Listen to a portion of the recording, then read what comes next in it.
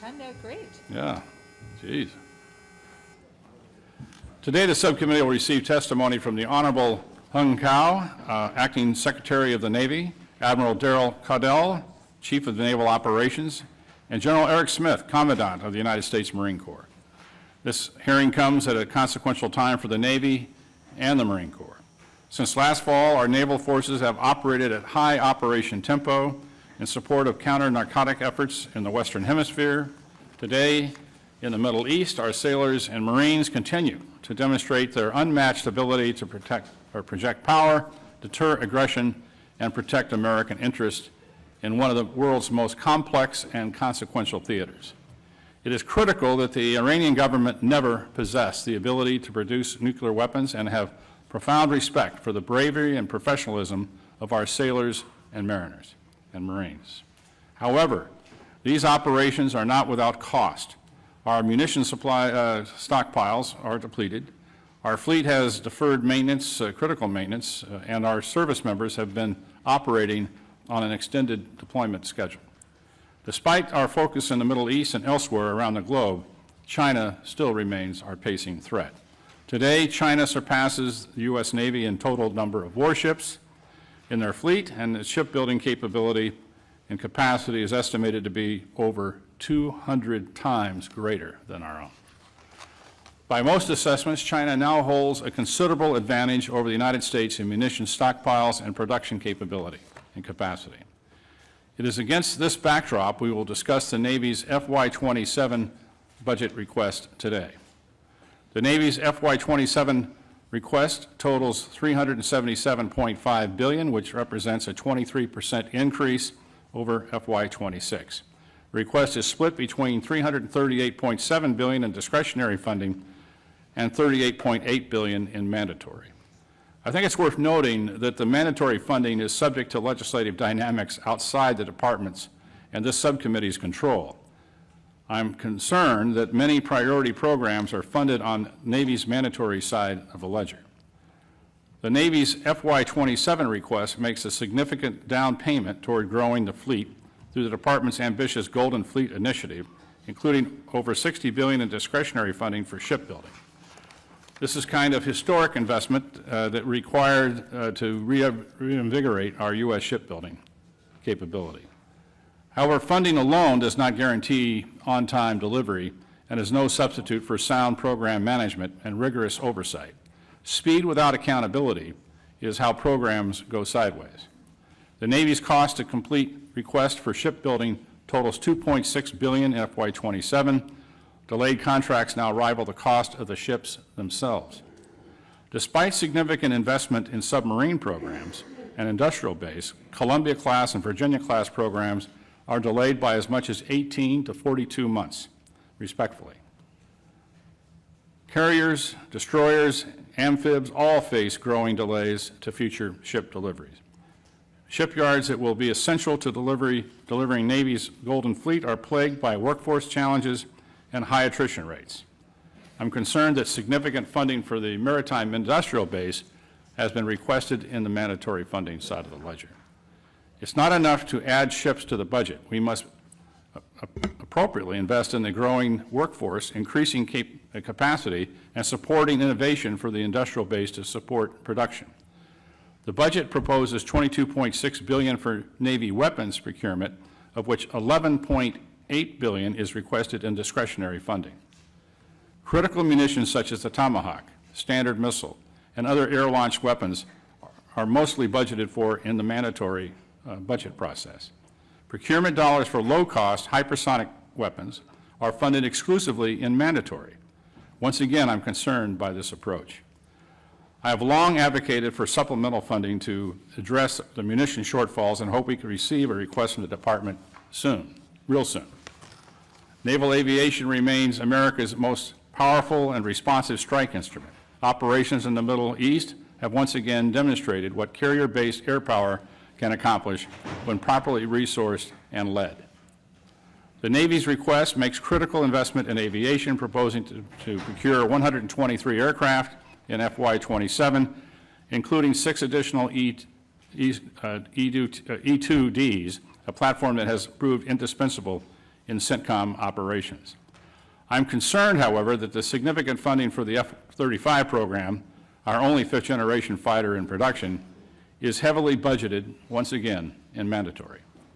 That said, I'm happy to see that your budget documents note the Navy's commitment to a sixth-generation fighter. I understand that the Department intends to make a long-awaited down select for the Navy's FA-XX program this summer. My support for this capability and its fleet's requirements for a sixth-generation fighter remains unwavering. I look forward to see this program move forward. Finally, turning to the Marine Corps. The FY27 request reflects continued force design transformation with priorities centered on fielding Marine littoral regiments, accelerating the medium landing ship, modernizing long-range precision fires, and anti-ship capabilities to operate inside contested maritime spaces.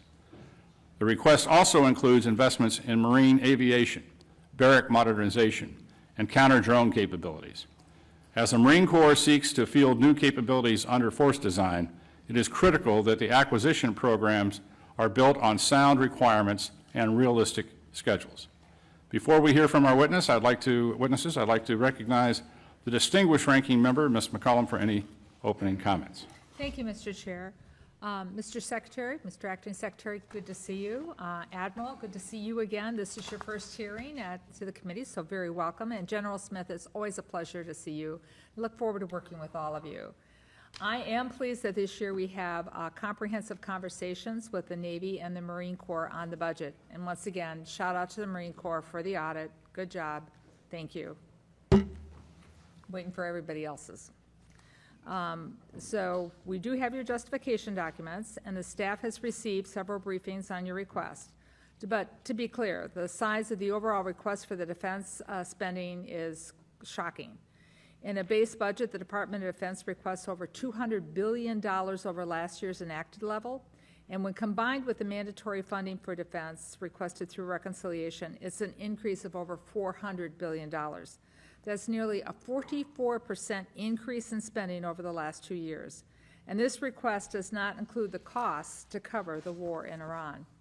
In essence, along with the upcoming supplemental, we will see the department's request approaching $1.6 trillion. We review the Navy's budget amongst the ongoing war in Iran now. And I understand the USS Gerald Ford is finally on her way home, but the Lincoln and the George H.W. Bush are still deployed with their groups in CENTCOM. And at least 5,000 Marines are also deployed on amphibious assault ships in the region. In addition to the threats that our sailors and Marines face, I'm concerned about the broader cost of the war. The skyrocketing cost of fuel will limit the Navy and the Marine Corps' ability to conduct exercises for the rest of the year. We just had a hearing with Secretary of Defense Hegseth, and we pointed out to him that the standard fuel price for the services has increased from $154 to $195 a barrel. The Department of the Navy is also facing fiscal holes in their military personnel budgets, and these holes require a reprogramming request that will leave other programs without the necessary funds for them to be successful. Clearly, this war has been very costly, and it needs to come to an end. Our Navy and Marine assets need to return home and train for the peer-to-peer threats we face. Mr. Secretary, I continue to be concerned about the ability of the Navy and the industry to provide the ships and submarines we purchase on time and, importantly, on budget. I know the administration has designated Admiral Gutthar to oversight the first submarine director, reporting portfolio manager, but as Secretary, this challenge now falls to you, and I look forward to hearing for your plans on this subject. I'd also like to understand better the request for the guided missile battleship. $16 billion for the first ship and approximately $43 billion for a total of 3 ships over the next 5 years. That's another extraordinary cost for the Navy, and frankly, it seems unaffordable. With this year's almost, as I said, $6 trillion budget, it's a high water mark for the next few years. But in the next year, we will also have another pay raise for the troops, which they deserve. But I want to add that I hopefully hope that there's a pay raise for civilian personnel, which also deserve increased costs for their inflation and possibly fuel that they and their families are facing. You can see that costs for personnel, exercises and maintenance do not decrease. Large procurement bills for the Navy cannot come at the cost of the health and safety of our personnel. Mr. Secretary, I know that health and safety of sailors and Marines under your watch is important to you, and I know that you're going to prioritize it. So once again, I look forward to working with you all to ensure that everyone has what they need to execute their mission successfully and return home safely. Again, welcome you all to the committee. I look forward to your testimony. I yield back, Mr. Chair. Thank you. Thank you, gentlelady. Gentlemen, your full written testimony will be placed on the record. Please give a brief summary of your statements. Secretary Cow, the floor is yours. Good afternoon, Chairman Calvert, Ranking Member DeLoro, Ranking Member McCollum, ladies and gentlemen of the House Appropriations Committee. Thank you for allowing me to testify before you today. American sailors and Marines are currently on the front lines of freedom in operations to protect our republic. Lincoln and Bush Carrier Strike Groups and Tripoli Amphibious Ready Group with the 31st Marine Expeditionary Unit are in the Arabian Sea, protecting merchant ships and stopping illicit shipping by our terrorist regime. Destroyers Arleigh Burke, Bulkley, Oscar Austin, and Gonzalez are protecting our allies in the Mediterranean against cruise missile attacks from Iran.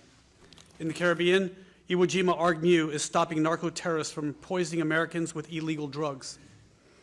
In the Pacific, Boxer ARG-MU and Destroyer Squadron 7 are enforcing the freedom of navigation in the South China Sea. At home, we're preparing Macon Island ARG-MU and USS Dwight D. Eisenhower, a 49-year-old nuclear-powered aircraft carrier, for deployment. And on the southern border, our sailors and Marines are standing watch tonight saying, "Nothing will hurt you, not on my watch." 3 weeks ago, I was tasked by President Trump to lead the United States Navy and United States Marine Corps. My three priorities are to take care of our sailors and Marines, build ships, and protect our homeland. 120 years ago, the Great White Fleet extended America's reach across the globe. We're currently at the forefront of history with a budget that will create the Golden Fleet, which renews that maritime dominance. We have an obligation to give our sailors and Marines the very best equipment to do their jobs. In our historic budget of $377.5 billion, we're adding 34 new ships, varying from small to large combatants, 123 new aircrafts, along with 5 unmanned ships. In 5 years, we will add 122 manned and 63 unmanned ships. We're funding the readiness of our fleet to 95%. We're procuring exquisite munitions to keep our forces outside the weapons engagement zone, while investing in research and development for the fight of the future. More importantly, we're increasing the service member pays, investing in family and unaccompanied housing, child development centers so that our sailors and Marines have a safe, clean, and comfortable place to live and not have to worry about their families when deployed in harm's way. We've greatly exceeded recruiting and retention goals, and that is due solely to the sheer leadership of President Trump and Secretary Hegseth. Last week, I was aboard USS Gerald R. Ford, USS Winston Churchill, and USS Bainbridge as they returned from an 11-month combat deployment in 2 theaters. Do not believe the fake news that claims food shortages, backed up toilets, and low morale. What I witnessed were motivated and young, happy Americans pushing the boundaries of performance for their country.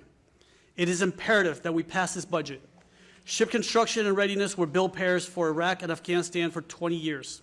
While our industrial base atrophied, America's peer competitors grew stronger and threatened our sovereignty. Their 100-year plan had one goal: total global domination. Only one thing stands in their way. That is the United States of America. The Navy Marine Corps are America's 911 force, capable of being anywhere as a carrier strike group or Marine Air Ground Task Force with overwhelming firepower, as we saw in Absolute Resolve and Epic Fury. A year ago, I testified in my confirmation hearing that I would create the most lethal Navy and Marine Corps team the world has ever seen. I will keep that promise, having worn the cloth of our nation for 32 years, most of which was in combat. I also do this because I will not allow my oldest son, who will be commissioned as a second lieutenant in the United States Marine Corps in 10 days, to go to war the way I did, without the equipment that we needed. I will not allow this to happen to any of America's sons or daughters.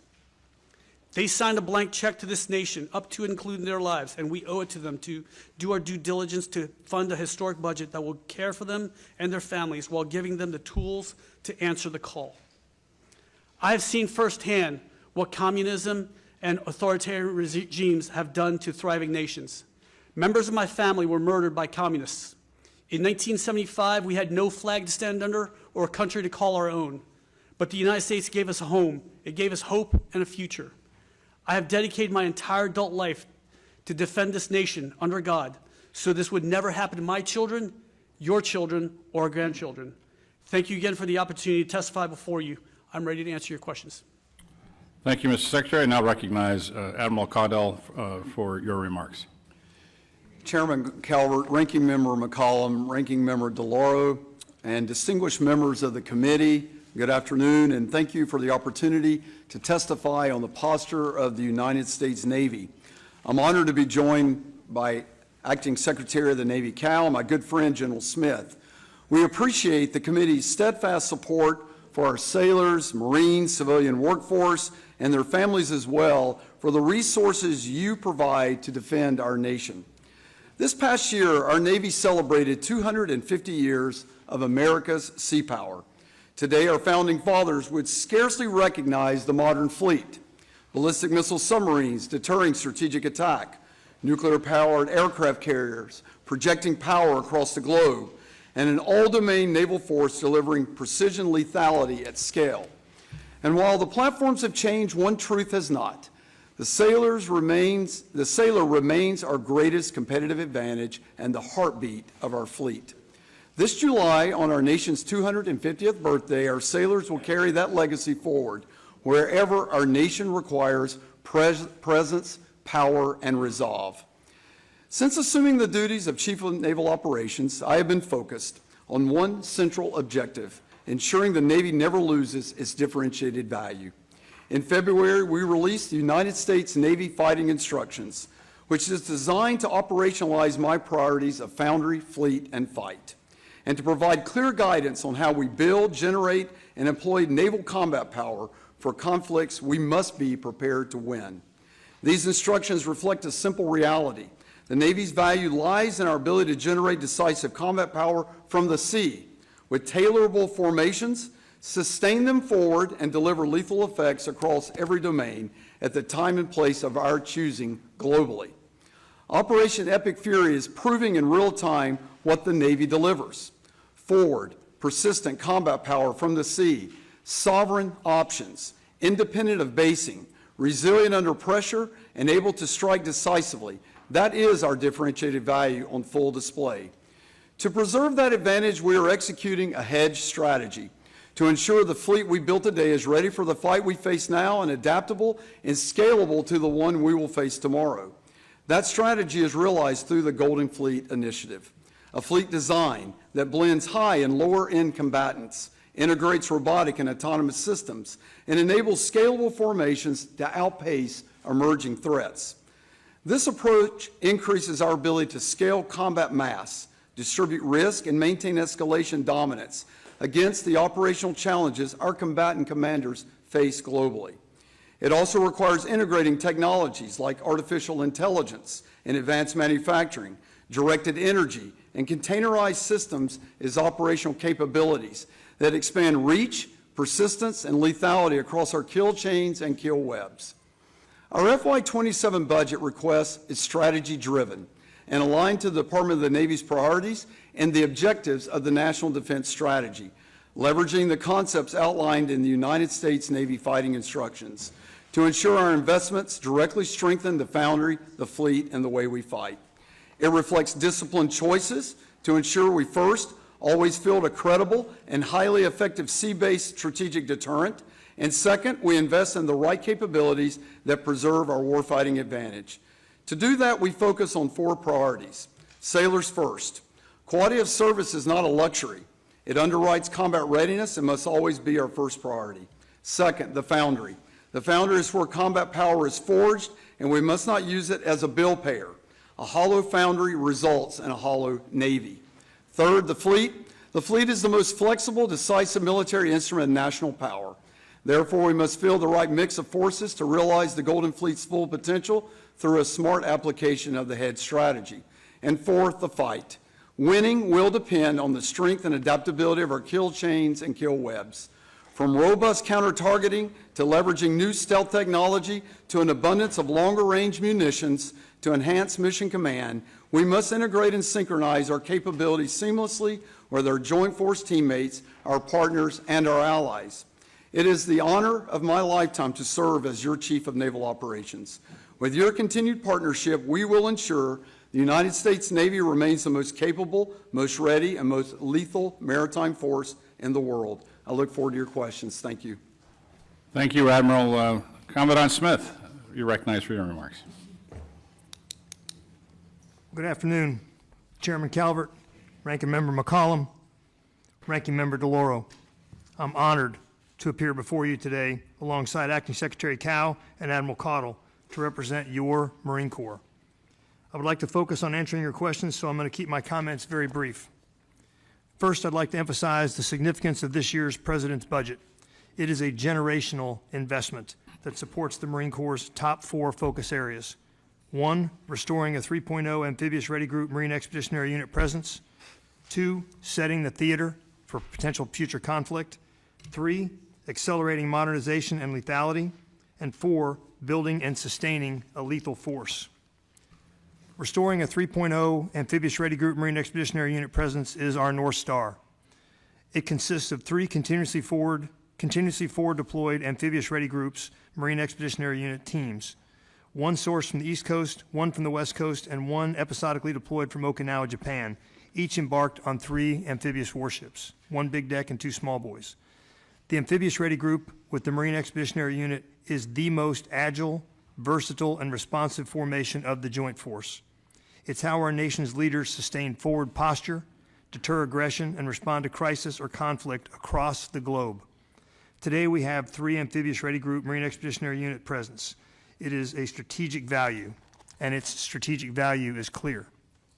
The 22nd Marine Expeditionary Unit is combating narco-terrorism operations in the Caribbean, while the 31st Marine Expeditionary Unit and the 11th Marine Expeditionary Unit are providing operational flexibility to maintain security and stability in the Middle East. But this is not something we can sustain. We need to enhance our amphibious warship readiness and increase the size of our amphibious force. I want to extend my sincere appreciation to the Secretary of War, the Department of the Navy, and my shipmate, Daryl Caudill, for their unwavering support towards our shared goal of restoring a 3.0 amphibious ready group Marine Expeditionary Unit presence. Our second focus area is setting the theater. We're committed to protecting our interests, deterring adversaries, reassuring allies, and creating a more agile and resilient global sustainment network, one that seamlessly integrates with the joint force. To achieve this, we're ensuring an optimized force posture while also investing in littoral mobility, pre-positioned equipment and supplies, digital manufacturing and additive manufacturing, and enhanced installation resilience. We're refining our approach to logistics, prioritizing resilience, speed, and adaptability to generate and sustain forces. Our third area of focus is accelerating modernization and lethality. Force design underpins everything we do. We remain committed to modernizing everything from our Marine Expeditionary Units to our Marine Expeditionary Forces, focusing on precision fires, air defense, unmanned systems, resilient command and control, and electromagnetic warfare. We're gaining momentum, but we have to accelerate to ensure our Marines are more lethal, survivable, and resilient the day before a conflict starts. And finally, we're building and sustaining a lethal force. The quality of life of Marines and their families directly impacts readiness, retention, and lethality. We are deliberately investing in Marines and their families to improve living conditions, institutionalize Marine Corps total fitness, and to ensure support for family resources, because they say you recruit the Marine, but you retain the family, and I can guarantee you that is true, in my case anyway. Before I close, I want to take a moment to recognize the members of this committee and other committees with jurisdiction over our national defense who will be retiring. On behalf of all Marines, thank you. Thank you for your dedicated service to our nation. Thank you for your leadership and for your partnership. Your constant and steadfast support has ensured the readiness of our Marine Corps, of your Marine Corps. We wish you the very best in the next chapter of your service. I'd like to close by stating Your Marines are ready. Your Corps is a globally responsive, lethal, combined arms naval expeditionary force that is capable of projecting power from sea to land and from land to sea, and maneuvering across multiple domains in contested environments to deter, deny, and defeat adversaries. Thank you again for your trust and support, and I look forward to your questions. Thank you, Commandant. We'll go on to questions. I'll start out.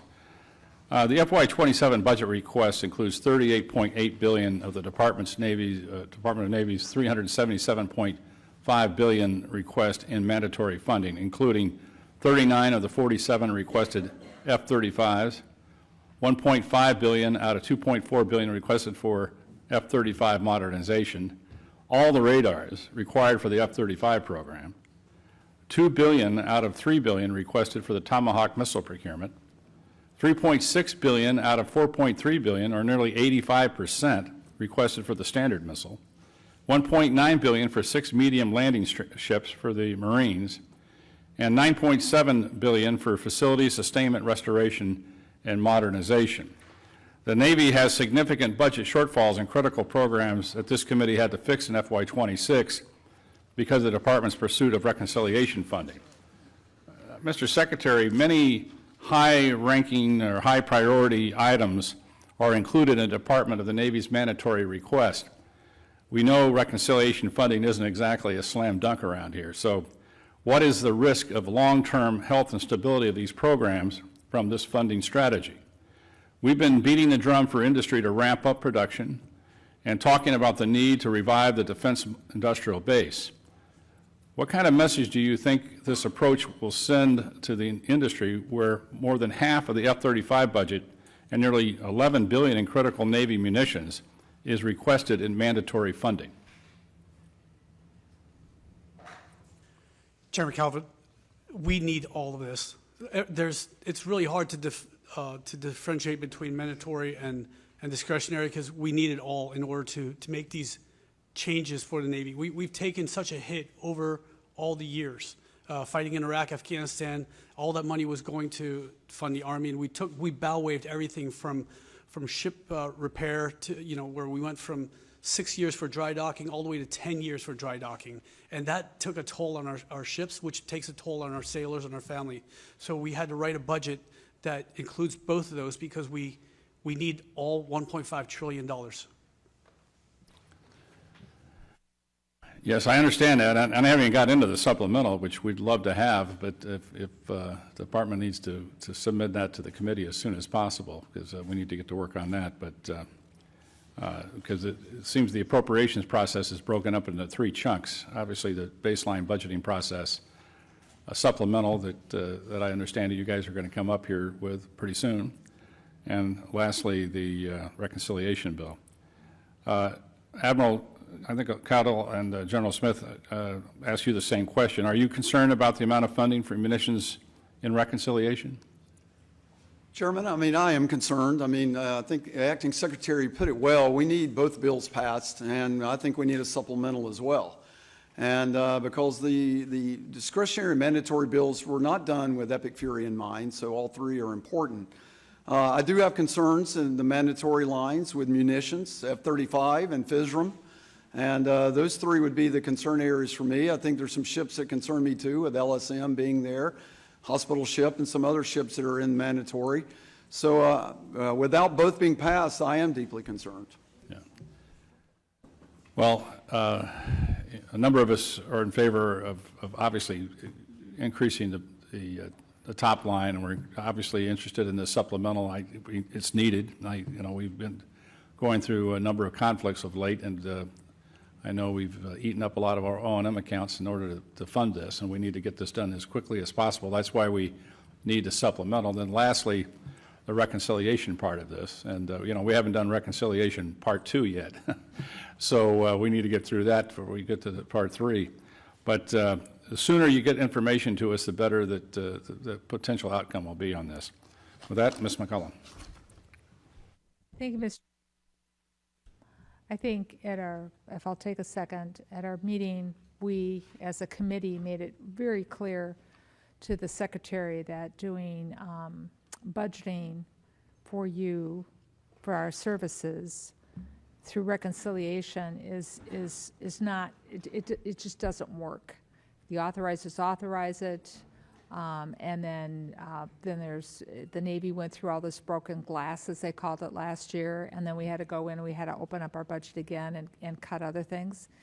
And, you know, I know the Senate has its rules in the way that it does things, but it is not, in my opinion, sustainable or anything that I have a lot of confidence in after it passes, that it's really going to serve the needs of what you need to have done, because we have to go back in and readjust everything else that doesn't get funded because it's mandatory versus discretionary. And it needs to be built into your base. So I just want you to know that we had that very serious conversation with the Secretary of Defense. The administration has requested a total of $43 billion over future years of defense programming for its new guided missile battleship, which is part of President Trump's Golden Fleet.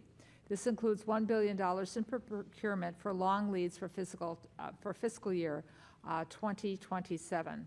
However, the concept design is still underway in this year, 26. And right now we have no idea the length of the ship, how it will be fueled, what munitions it will carry, and it's concerning that the Navy's asking committee for funding without the full understanding of what the final concept or true construction schedule will look like. So, Mr. Secretary, given the cost of this new fleet, which I believe may be between 10 and 25 ships, we don't even know that yet, what is the plan for how they will be used? And also, if you would please, how will the Navy absorb the cost of this new fleet with its overall budget for defense expected to decrease after the coming year? In other words, the tails that go with these ships. Given the delays we've seen in the submarine and destroyer and frigates, what is this new methodology that's going to be used with the Navy to ensure that this ship comes in on time and on budget? But before we do that, we have to know what the ship is. Ranking Member, I understand your concern. We've always had a requirement for as long as I was in uniform for a large combatant. What we called a CGX back in the days, but we need something with high capacity, 200 VLS cells that includes conventional prompt strike, and something that can move fast, even with nuclear power. I mean, we saw when the USS Ford was able to move from Venezuela to the Mediterranean in 5 days. That you can't do that on gas turbine. I mean, this is what we need, nuclear power, and that's why we're investigating on the power for the battleship. I understand that, but you don't have the plans completed for these ships yet, correct? Or am I incorrect? You know how long they're going to be, you know what kind of payload they're going to carry, you know all that?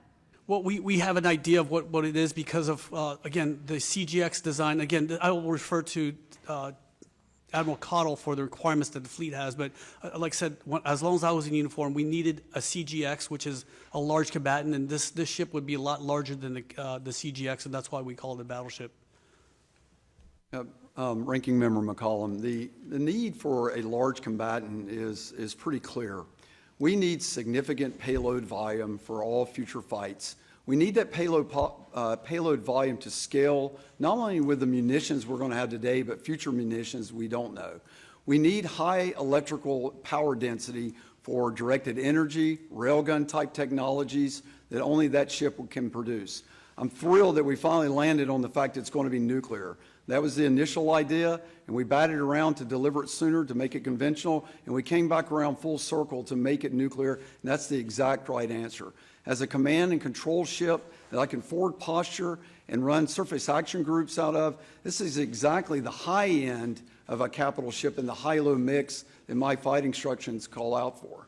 Well, thank you. I don't doubt for a minute your need. I don't. But here's what I need. $1 billion in procurements for long lead items. We have no idea what the ship design is, how it will be, now we know how it will be fueled, nuclear, right? What munitions will it carry? How many people are going to be, crewed on it? All the things that you're going to have to put on the ship. And so I don't doubt that you don't need it, but I as the fiduciary person that I'm supposed to be on this committee, that's my constitutional responsibility, I need to know what I'm buying. Because I can speak- I don't know what it is yet. We haven't seen it.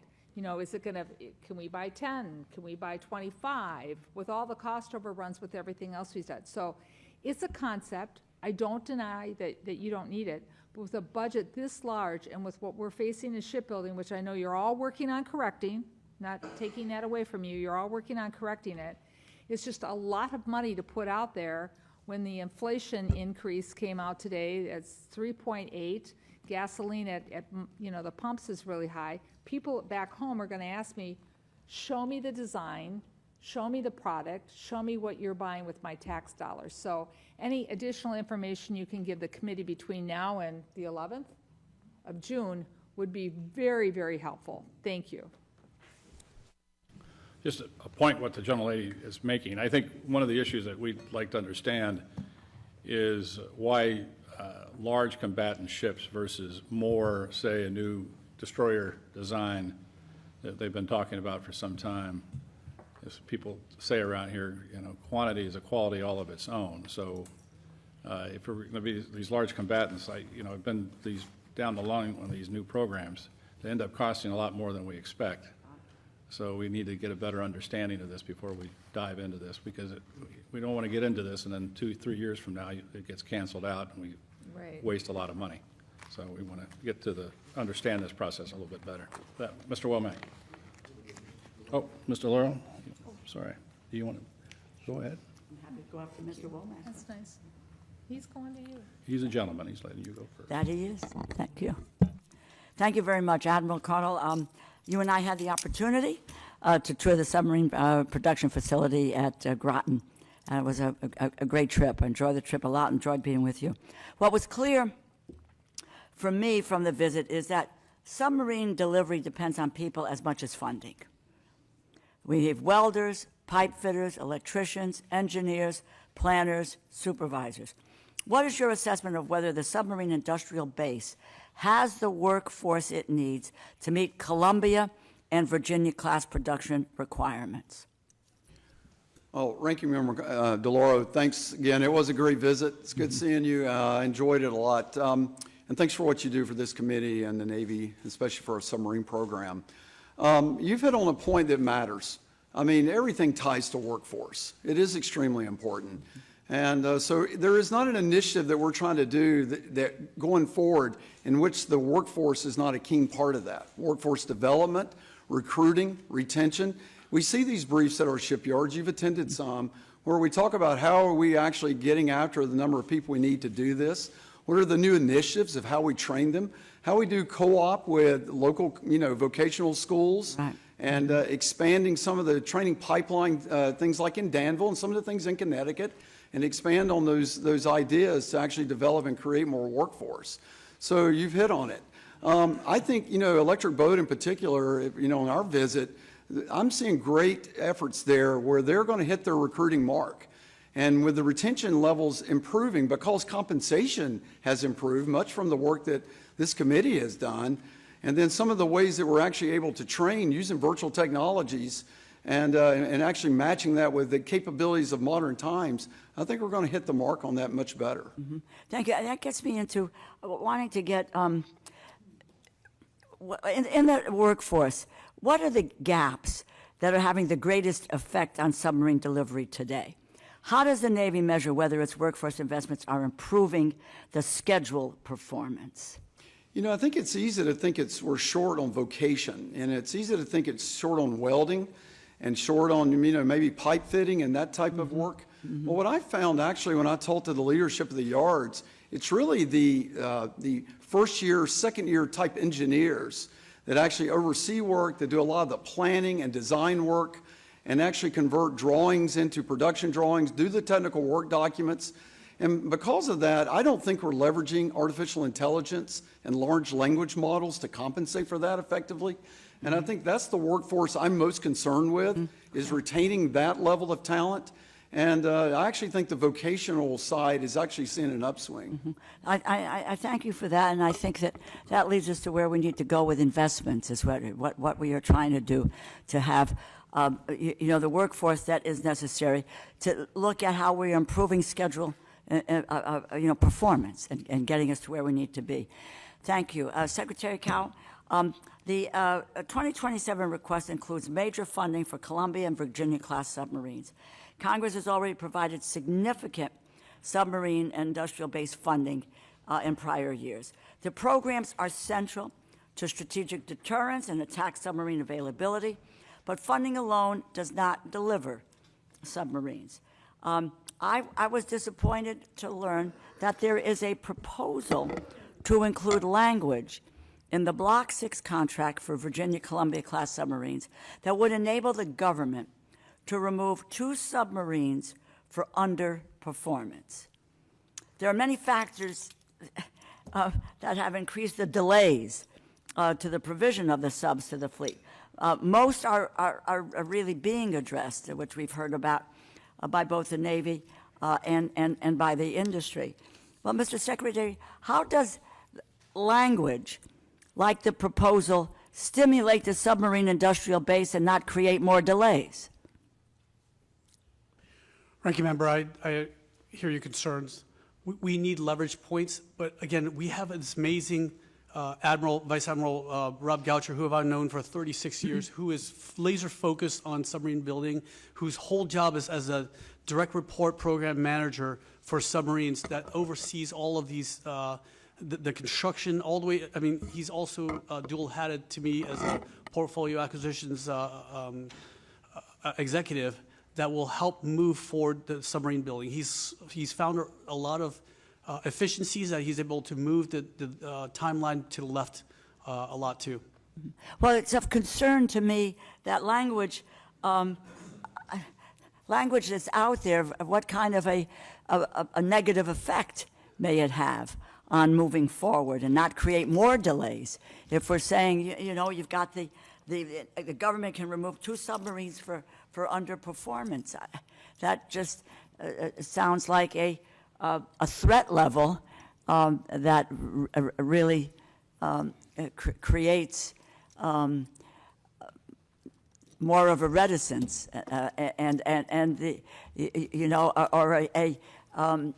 incentive to try to move forward. I just think we need to take a hard look at this language and see, what kind of an effect this will have overall. And I hope we'll. Sorry, Member. We'll look at it. That will you do that? Will you provide the committee with a spend plan for prior year and 2027 submarine industrial base funding, including obligation rates, major project categories, timelines, performance metrics tied to supplier performance, shipyard throughput, and submarine delivery? Can you provide us with that information? We will provide whatever you need. Okay, that would be very, very helpful, I think, to the committee. Let me just say, the 2027 request makes major investments in submarine procurement and the submarine industrial base. Congress, in my view, should support the undersea mission, but the department has got to show that this funding is executable. The committee needs clear answers on workforce gaps, supplier capacity, obligation rates, schedule performance, so that the investments will result in delivered submarines and not just larger budget lines. So.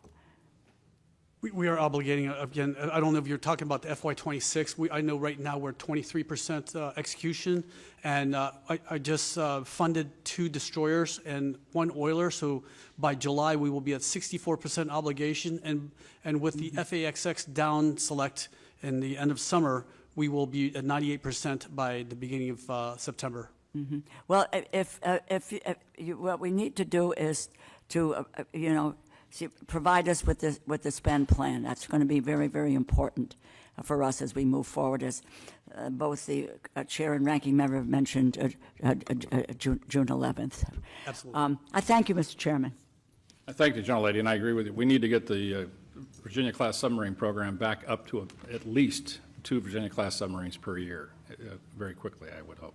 With that, Mr. Womack. Thank you, Mr. Chairman, and my thanks to the gentleman appearing before us today in your testimony, but more importantly, your service to your country. And you, Secretary, your family story is a pretty special story, and it should inspire all of us for the work that we do. And I know it's been a quick transition for you, but I admire the work that you're putting in and the command of the subject that we're talking about here today. Admiral, I want to begin my line of questioning regarding our ongoing conversations on priorities, particularly when it comes to shipbuilding. I'm a fiscal conservative, firm supporter of our armed forces. Trouble sometimes reconciling our shipbuilding issues. We've seen extensive delays in battle force ships under construction, and our 27 budget request, $150 billion in procurement. That's a 42.5% increase from last year, procuring 18 battle force ships this year, 75 over the FIDEP. That's an enormous commitment for the taxpayers. There seems to be a significant amount of requirement creep, as I call it, that emerges between the drawing board and delivery. All the good ideas people seem to get in the way, and when that happens, costs escalate. What is your concrete, enforceable plan to ensure that requirements remain stable during this acquisition cycle? Congressman, I can think back of that movie, The Pentagon Wars, where they're building the M3 and it just keeps moving and moving. These guys start as 06s, and by the time it's over, they're 4 stars, and the requirements keep coming along. And some of us are in nursing homes. Yeah. Yes, sir. Well, we need to snap the chalk line and just go with the design, the way we did in World War II, where what the Ford industry was doing with building the B-24. We need to snap the chalk line, build it, and if we have to do modifications, we'll do it later. And these are things we need to lock ourselves into the design plan. Admiral Caudill? Yeah, I think it comes down to several items. One, we need to expand our industrial base on this, and so that we get more yards in the game, and that's going to come through a modular approach to shipbuilding that this country, quite frankly, has been way behind in doing. When I can get more yards in the construction, then what I turn the primes into is more of an assembly yard, and I can actually, I think, get up on plane if I do that. We've already discussed the workforce development piece. That's got to be essential to this. I think our shipyards have to invest more in robotics. There's too many welds and that type of production still being done manually. We're behind there. We're not leveraging artificial intelligence enough, as I've mentioned, and the modularity piece is also part of that. And I would tell you, acquisition reform has to be essential to this. Our PAE structure is part of this. Upgunning what we do at our supervisor of shipbuilding, giving them more authority and how invasive they can be with the defense industrial base, how we hold accountability. And then, as the Secretary mentioned, design maturity. We have, for far too long, gone into the shipbuilding with not only creep being part of it, the design not being mature enough at the start. And so that's why that's baked into all of this.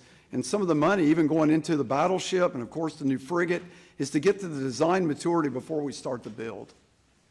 I have a question about aircraft carriers, but I know my buddy Jake Elsie is going to be asking that question, so I'm going to pass on it and give him the ability to throw a softball at you.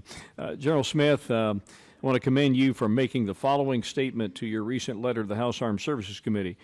I believe this budget, aligned with the National Defense Strategy, represents the best balance of resources to support these critical efforts. Therefore, at this time, the Marine Corps unfunded priority list has no items to report. That is an extraordinary statement. And I want to make sure that my colleagues on this committee and the American people understand why that's your message. As I understand it, your belief is if the Marine Corps receives all the requested discretionary and mandatory funding, and maybe that's still a big if, then there are no unfunded priorities. Would that be correct? Sir, that is correct, if we receive them both. Yes, sir. That's fantastic to hear, and I would hope that the other services would listen carefully and follow suit. And I know I'm about out of time, and I'll yield back. Thank you, Mr. Chairman. Thank you, gentlemen. Mr. Cuellar. Thank you, Mr. Chairman, Ranking Member. Mr. Secretary and all of y'all, thank you for your service and your men and women that serve our country. As a student of Latin America, we've seen the presence of China growing south of the border, and it's not only economic. We're also seeing signs of a broader strategic and military posture in that region. Earlier this year, a Chinese Navy ship docked in Rio de Janeiro under the banner of a medical mission. But there were some serious questions that were raised about the scope of that visit and what it signaled. And in late 2025, China issued its third policy paper on Latin America and the Caribbean that outlined a deeper engagement across the region, including security-related areas. This concern is reflected by this committee, and we've taken certain steps on that particular area. I think just showing up is part of the game that we need to do. So my question is, what is the Navy doing to strengthen our position and push back against China's growing military presence and influence in Latin America? And how are we using military education and training programs to bring Latin American officers here to build those stronger relationships and ensure that the next generation of regional leaders see the United States as their partner of choice? And finally, how many Latin American officers are currently participating in the U.S. Navy training programs? Thank you, Congressman. That is a wonderful question because right now we have a true warrior in this Southcom. I mean, General Frank Donovan is a true hero to this country, and he's taken down there, the Iwo Jima Amphibious Ready Group down there, and doing a lot of great things against narco-terrorism. I share your concern also, the Chinese controlling the Panama Canal for all these years, a canal that we built with American blood down there, and that is quite discerning. We have a lot of exercises, UNTAS, that's going on down there, as well as a lot of exchange programs. And I will defer to the Chief of Naval Operations and the Commandant to share with you what they do at the Naval War College and the Marine Corps University as well. Sir, I can tell you, I just attended graduation. My own son graduated barely from the Amphibious Warfare School. He didn't really graduate barely, he graduated. We have multiple South American partners. I'm a Latin American FAO. I spent 2 years living in Caracas, Venezuela, during the Chavez epoch and after. So we are fully engaged in Southcom. We're fully supporting Frank Donovan in Southcom. The only thing we need is additional funding to make sure that what we do, that we actually can pay for it, because we actually have the Marines, we have the shipping to get down there to do the exercises. We can fly our V-22s down there. We are working very, very hard to do exchanges with our Latin American partners through Central and South America, and we really start with our schools. When you have an individual who you went to school with, you can pick up the phone and call them. And these individuals who are coming to us as lieutenant commanders and majors are going to grow up to be 4-stars in Latin America, and that's the real secret sauce to our schools program. I graduated from the Navy War College last year, and I saw some of the Mexican officers and some of the Latin America, but if we can do more of that, that would be good. Got about a minute left. Mexico, for the first time, and we mentioned this to the Secretary, has allowed Special Forces and I believe SEALs to actually go to Mexico, be stationed there, do training, and maybe do some joint operations. Not joint operations. I wish I would do joint operations, but do a little bit more. The more you can get our Mexican folks to engage will be very, very important to, not only for drugs, but just the fact that China is right across the border, literally right across the border from the U.S. So we really appreciate if y'all can push that more and let us know what funding in particular. I have an idea, but it's up to the committee over here to work on that. But I really appreciate the work that y'all doing in Latin America, and keep doing more on that. Thank you. I yield back, Joe. Thank you. Speaking of General Donovan, I just wanted to make a point that last time he testified to us, he mentioned a number. The revenue from the major cartels from this, in that area is over $400 billion a year. Drugs, human trafficking, illegal fishing, a lot of other activities. That's a big chunk of money, so we need to get after it. Mr. Carter. Thank you, Mr. Chairman.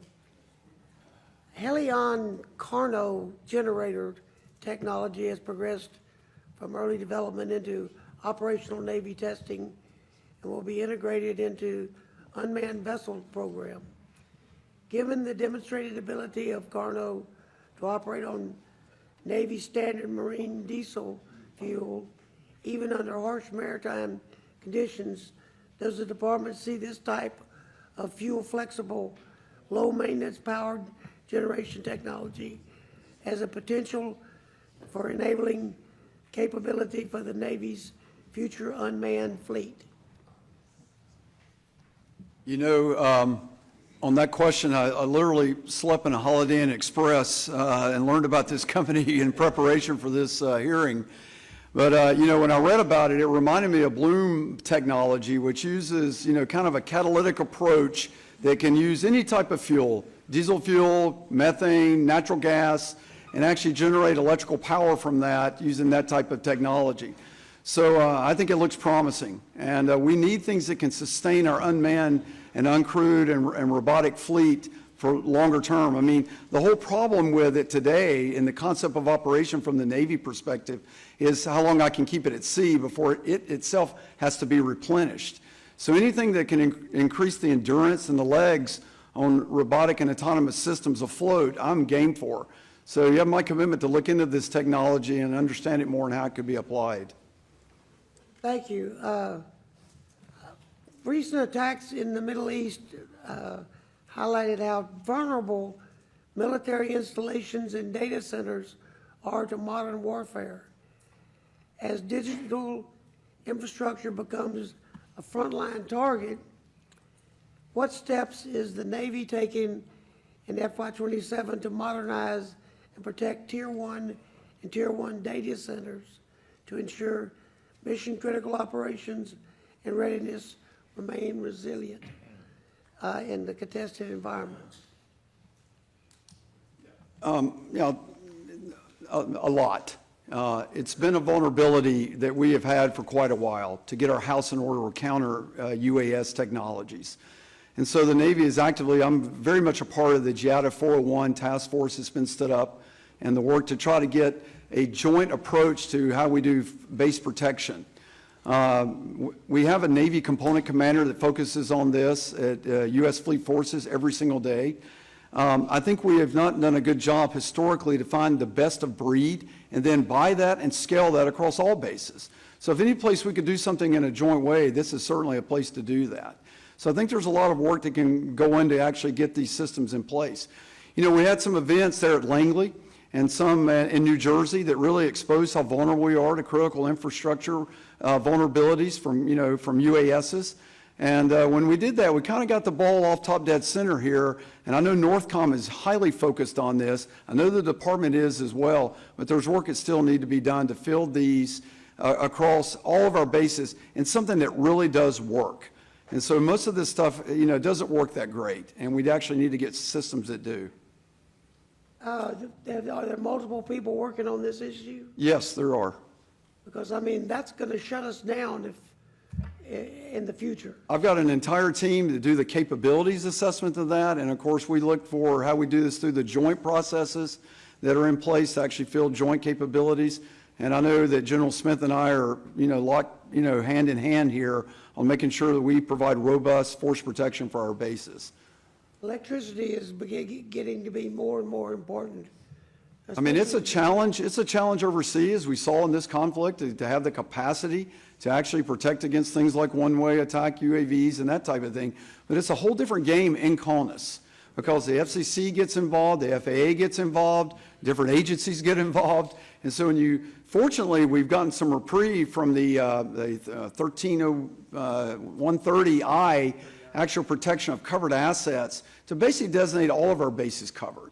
And so I'm not restricted really in my application of the technology, but I'm restricted in the fielding and proving of the technology. Well, I'm glad you're on top of it, because it's a future problem.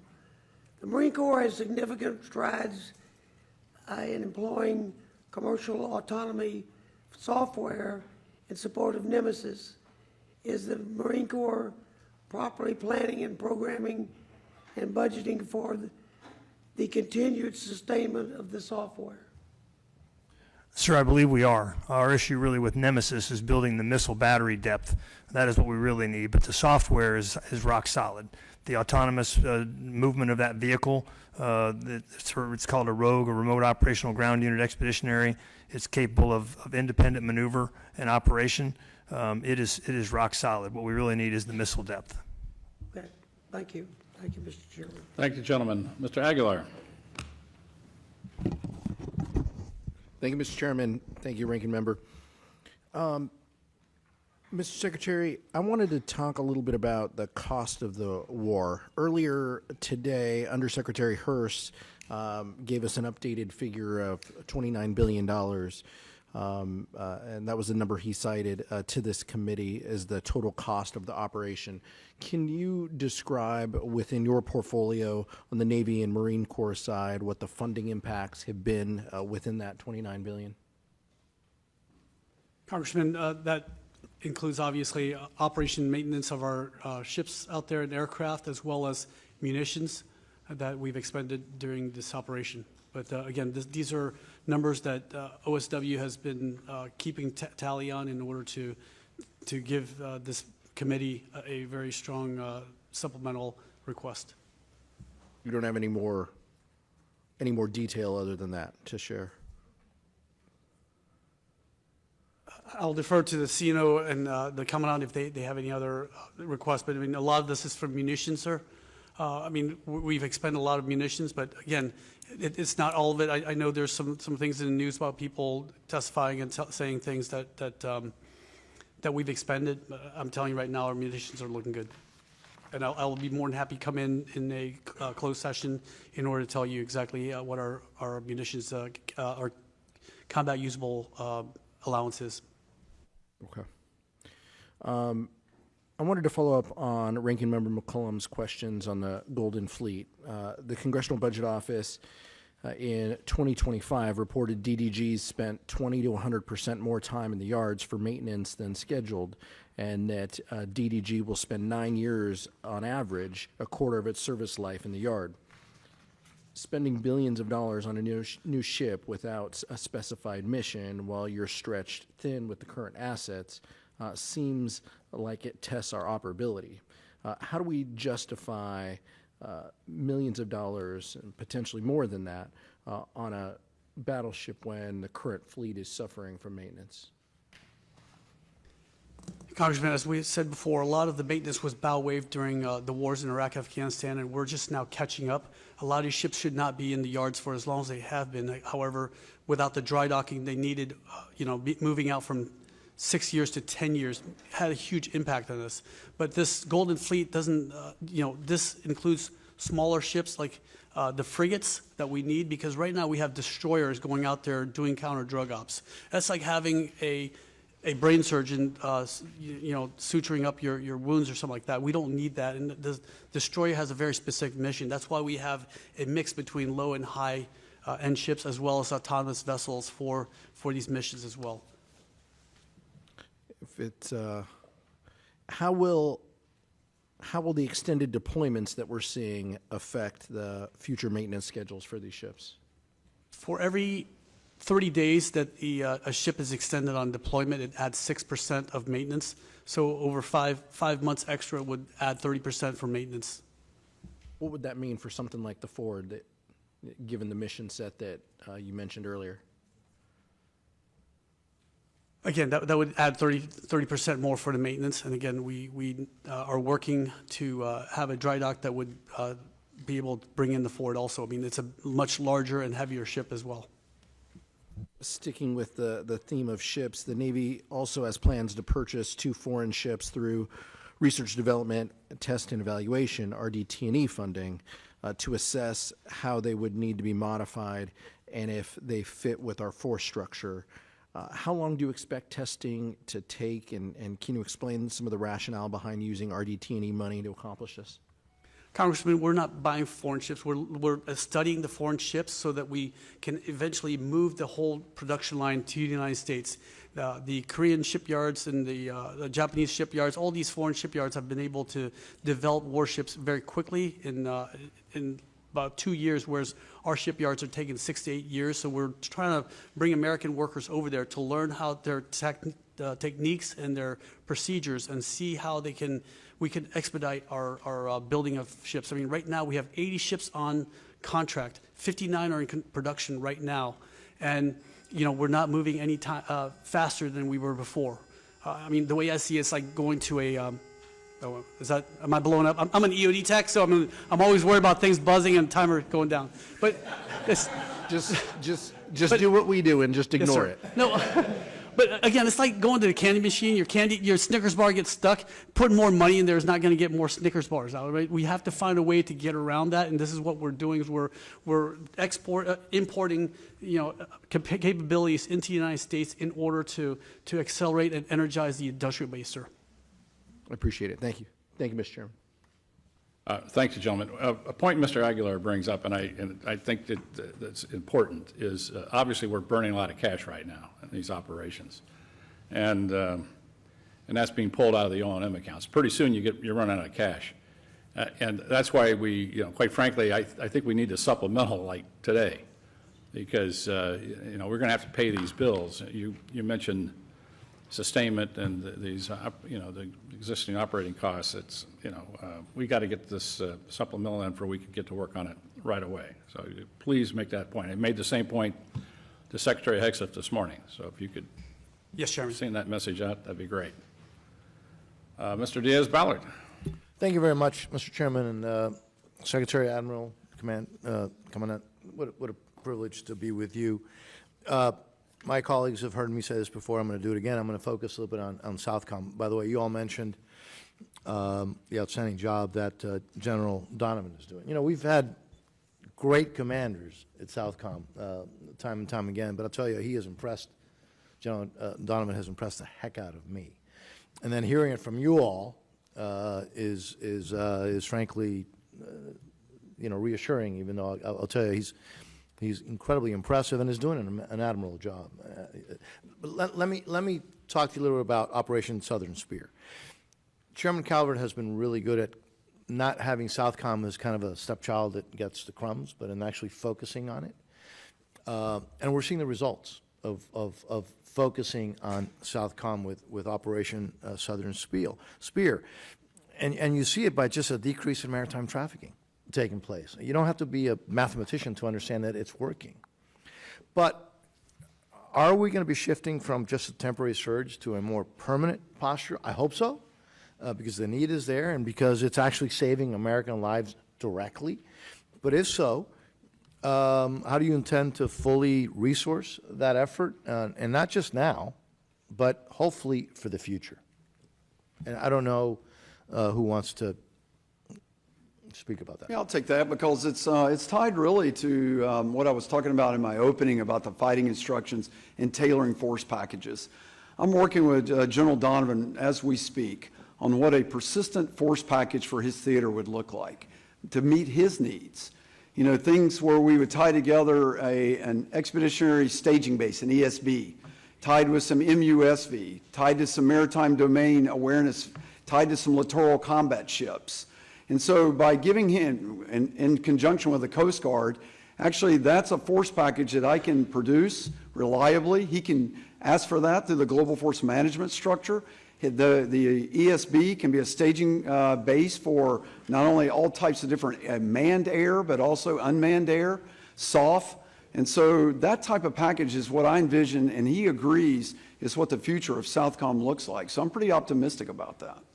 And how about ISR? It's always a scarce commodity all over the planet, all over the world. ISR, but possibility of having an increase in capability for Southern Command?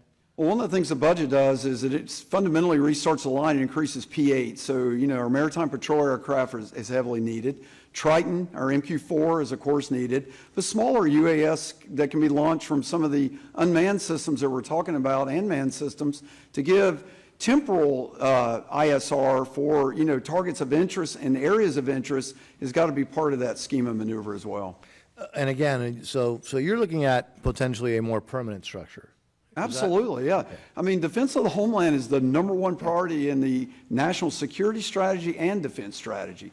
So countering illicit trafficking and monitoring those waters as the southern flanks of our country is a persistent mission. Well, I mean, one of the things that has frustrated a lot of us is while JIATA South has been able to see a lot of drugs coming over that we know are directly causing the death of Americans, we haven't, just because of lack of assets, right, have not been able to target. And so I'm going to tell you how grateful I am for all of you for your focus. And I would be remiss if I didn't once again thank you, Mr. Chairman, because for many, many years it was basically just, no matter what I said, didn't get a lot of attention, but you have been great, and we're seeing the results. Americans are dying less in less numbers because of your efforts, but obviously, more importantly, because of the job that you're all doing. And I'm actually going to return 52 seconds, Mr. Chairman. Good, I'll use it up. Thank you. You mentioned ESBs, Admiral, and I'm just happy with that, not just because they're built in San Diego by NASCO, a great shipyard, but I understand you have 2 of them parked right now because crew problems, and we got to get more sailors and get that out to General Donovan as soon as possible. Can you commit to the committee that these ESBs that we spent a lot of money on building, that you'll get them out? I know that AFRICOM would like to have an ESB in Africa right now. So we built them, let's use them. Yes, Chairman, you have my full commitment on that across all MSC fleet ships. Mr. Case. Thank you, Chair. For all of you and for your colleagues in the other services and for Secretary Higseth, I'm having a heck of a time trying to figure out why you allocate between mandatory and discretionary throughout your budget in all of the services. And this is obviously important because there are 2 separate means of funding, and you've heard the concerns of Congress already about the utilization of mandatory over time. And I can't figure out why you're putting certain things in some buckets and not putting them in other buckets, and why it seems to differ between the services. So to give you an example, this morning Secretary Higseth and his team testified, and I'm just going to stick with procurement because I think we all agree that's really, really a critical part of the budget, both mandatory and discretionary. So this morning the testimony was that in procurement about 36% is my recollection in the DoD writ large was in the mandatory bucket for the FY27 budget, and yet your bucket for Navy has that at 16%. So obviously other services are disproportionately in the other side, in the mandatory. Then you get down into the details of your budget as to what's over on the mandatory side. I'm just looking at Navy here. Aircraft, 22% in mandatory. Weapons, 48% in mandatory. Ammunition, Navy, and Marines, negligible, actually at 0. Shipbuilding at 9%. I have no idea what that means. Does that mean a prioritization of those areas? Does that mean, why are you putting, and I'll just go to you, Admiral, because, these are your numbers. Why are you putting stuff in some buckets and putting them in other, who's making that decision, and why are you making that decision? Well, as I know you know, as a service chief, that it's my job to lay out the requirements for the capabilities we need to field the best Navy possible. The design of how that occurs and the 2 types of budgets, the discretionary and the mandatory, is not really a call that I make. Now, I am in the discussion. Who's making it? Who's making it? Well, You're just saying what you need, and somebody is deciding, I'm going to put this in mandatory, I'm going to put it in discretionary, but I don't know what their rules of engagement are in terms of what they're doing. Is it a political? Secretary Higseth was very, very candid this morning about why reconciliation was important, and it was all about the politics, not about the substance, not about the policy, the politics of how to pass Well, Congress. that's not the case for me. I'm happy to have a $1.5 trillion discretionary bill. So, but Mr. Calvert is happy to hear you say that, Yeah. because that's where. I mean, that's where he- well, so that's as a what- service chief, I just need the whole bill funded, and the scheme and the actual method by which those things is collaborative, but finally, the OMB makes the final call on that, not the Department of the Navy. But you don't know what you don't know why OMB is putting certain No, things. sir, I don't. Okay, And fine. I've tried to articulate the risk if it does not get funded, what that risk No, is. I understand that. It's just that you're asking us to fund things in two different buckets that we're uncomfortable doing. So I'm trying to extract from that what that means. Is it a prioritization? Is it a political approach where you think some things are better funded politically through reconciliation versus discretionary? Anyway, I'm just going to let the question hang and go to General Smith somewhat, because you have a different approach. If I'm not mistaken, the Marines in your line items have virtually nothing in reconciliation. You haven't gone into the reconciliation bucket very much. I mean, you got some in O&M, if I have that correct. But to use procurement as an example, I don't see any of your money in procurement in reconciliation. Is that right, and why? Sir, what I would say on discretionary, the annual approach bill and mandatory reconciliation, we are trying to put things in the best bin that we think we can get. We're trying to put them in the best bin that we think will be passed by this body. We're trying to maximize every tax dollar that's used. So I'm agnostic as to whether it's reconciliation or whether it's mandatory. But do you know whether why it's- none of your procurement is in reconciliation at all, whereas the overall department budget has 36% of their procurement in reconciliation, but not the Marines? Do you know why that is? Yeah, I'll have to take that for the record Okay. and come back to you, sir. And then this somewhat goes to Mr. Womack's comment, because it is related. Your UPOL, you come in with no UPOL, which actually is the same thing we've gotten, as I recall, from Army, Air Force, and Space Force. Navy is the only one that has a UPOL, but all of yours is MILCON. So in my view, what you're doing is you have a purely discretionary budget. You're coming in with no UPOL, not too much in reconciliation. You're saying you're going to live or die by your discretionary budget. That's what my conclusion is. Does that resonate? Well, sir, I wouldn't say we're going to live or die by it. I mean, we're dependent upon it, that is for sure. But again, I have requirements. I'm agnostic as to the methodology by which they're fulfilled. Okay. And you didn't make that decision as to what goes in what bucket? No, sir. Okay, thank you. Mr. Elzey. Thank you, Mr. Chairman. Mr. Secretary, Admiral Cottle, General Smith, thank you all for being here. Hung, man, you've been drinking from the fire hose for the last 3 weeks, and you've done an outstanding job taking this up and rolling with it. And, I think it's fantastic that we've got 3 members here who are all combat veterans. Most of what Admiral Cottle did, nobody will ever know about. And some of the, you were in command of the Topeka, I think, when it did some things that we'll never know about. And so you all have members of your family who are active duty right now. Your son is about to go into the Marine Corps. There's a tie here between all 3 of you. They're all going to be Marines. You have a son-in-law who's a Marine. You have a son who's going to be a Marine, and so do you. So you have stake in the game. And so I just want, for anybody listening, everybody on this committee knows that, but for anybody who might be watching this, wondering what the 4 stars care about, you have a personal vested interest in the success of what we're doing with this $1.5 trillion, because it depends on you.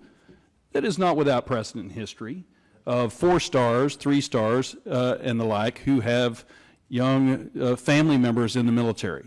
So I know you've put a lot of thought to this. I'd also like to point out that General Smith is an Aggie, so for my friends back in Texas, and the Marine Corps has passed 2 audits. Is that right? 2 audits? We've passed 3. 3. I'm so sorry. I shorted you. So anyway, you guys are a phenomenal team, and it's fun to watch you. Today, with the Strait of Hormuz closed, many of my fellow Americans are learning the importance of the Navy again, and its fleet of aircraft carriers.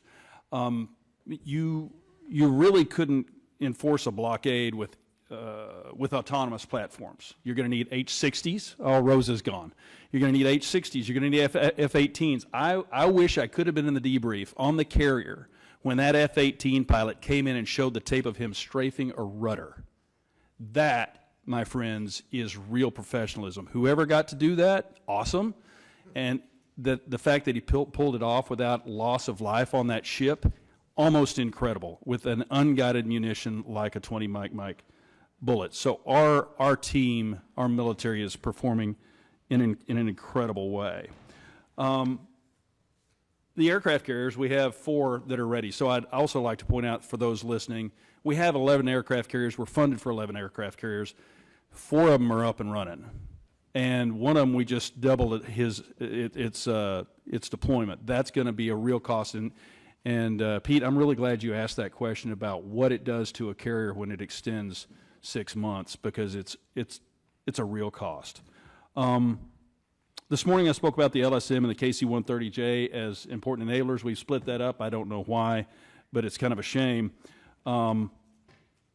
But also the chairman of the Joint Chiefs shared with his subcommittee about the importance of the Air Force and Navy 6th generation fighters, which I appreciate you guys being in favor of. My question is this: as my son, Jack here, he says he's going to be a pilot, but I think he's going to be a Marine like everybody else seems to be going right now. Can you tell me how you're changing the way the Navy and Marine Corps does business to produce capability faster and with less friction? And specifically, can we make the Naval Air Systems Command, Navy Sea Systems Command better and potentially and hopefully eliminate the Navy Facilities Engineering Command? We'll start with you, Hung. I'm sorry, Mr. Secretary. It's quite fine, Congressman. First of all, let me go back to the aircraft carrier, how amazing it is. I was on the Ford. I mean, those young men and women fought a fire and got that ship back in action, launching aircraft within 3 days. And when I came aboard, they were all happy. They worked as a team, and it was amazing.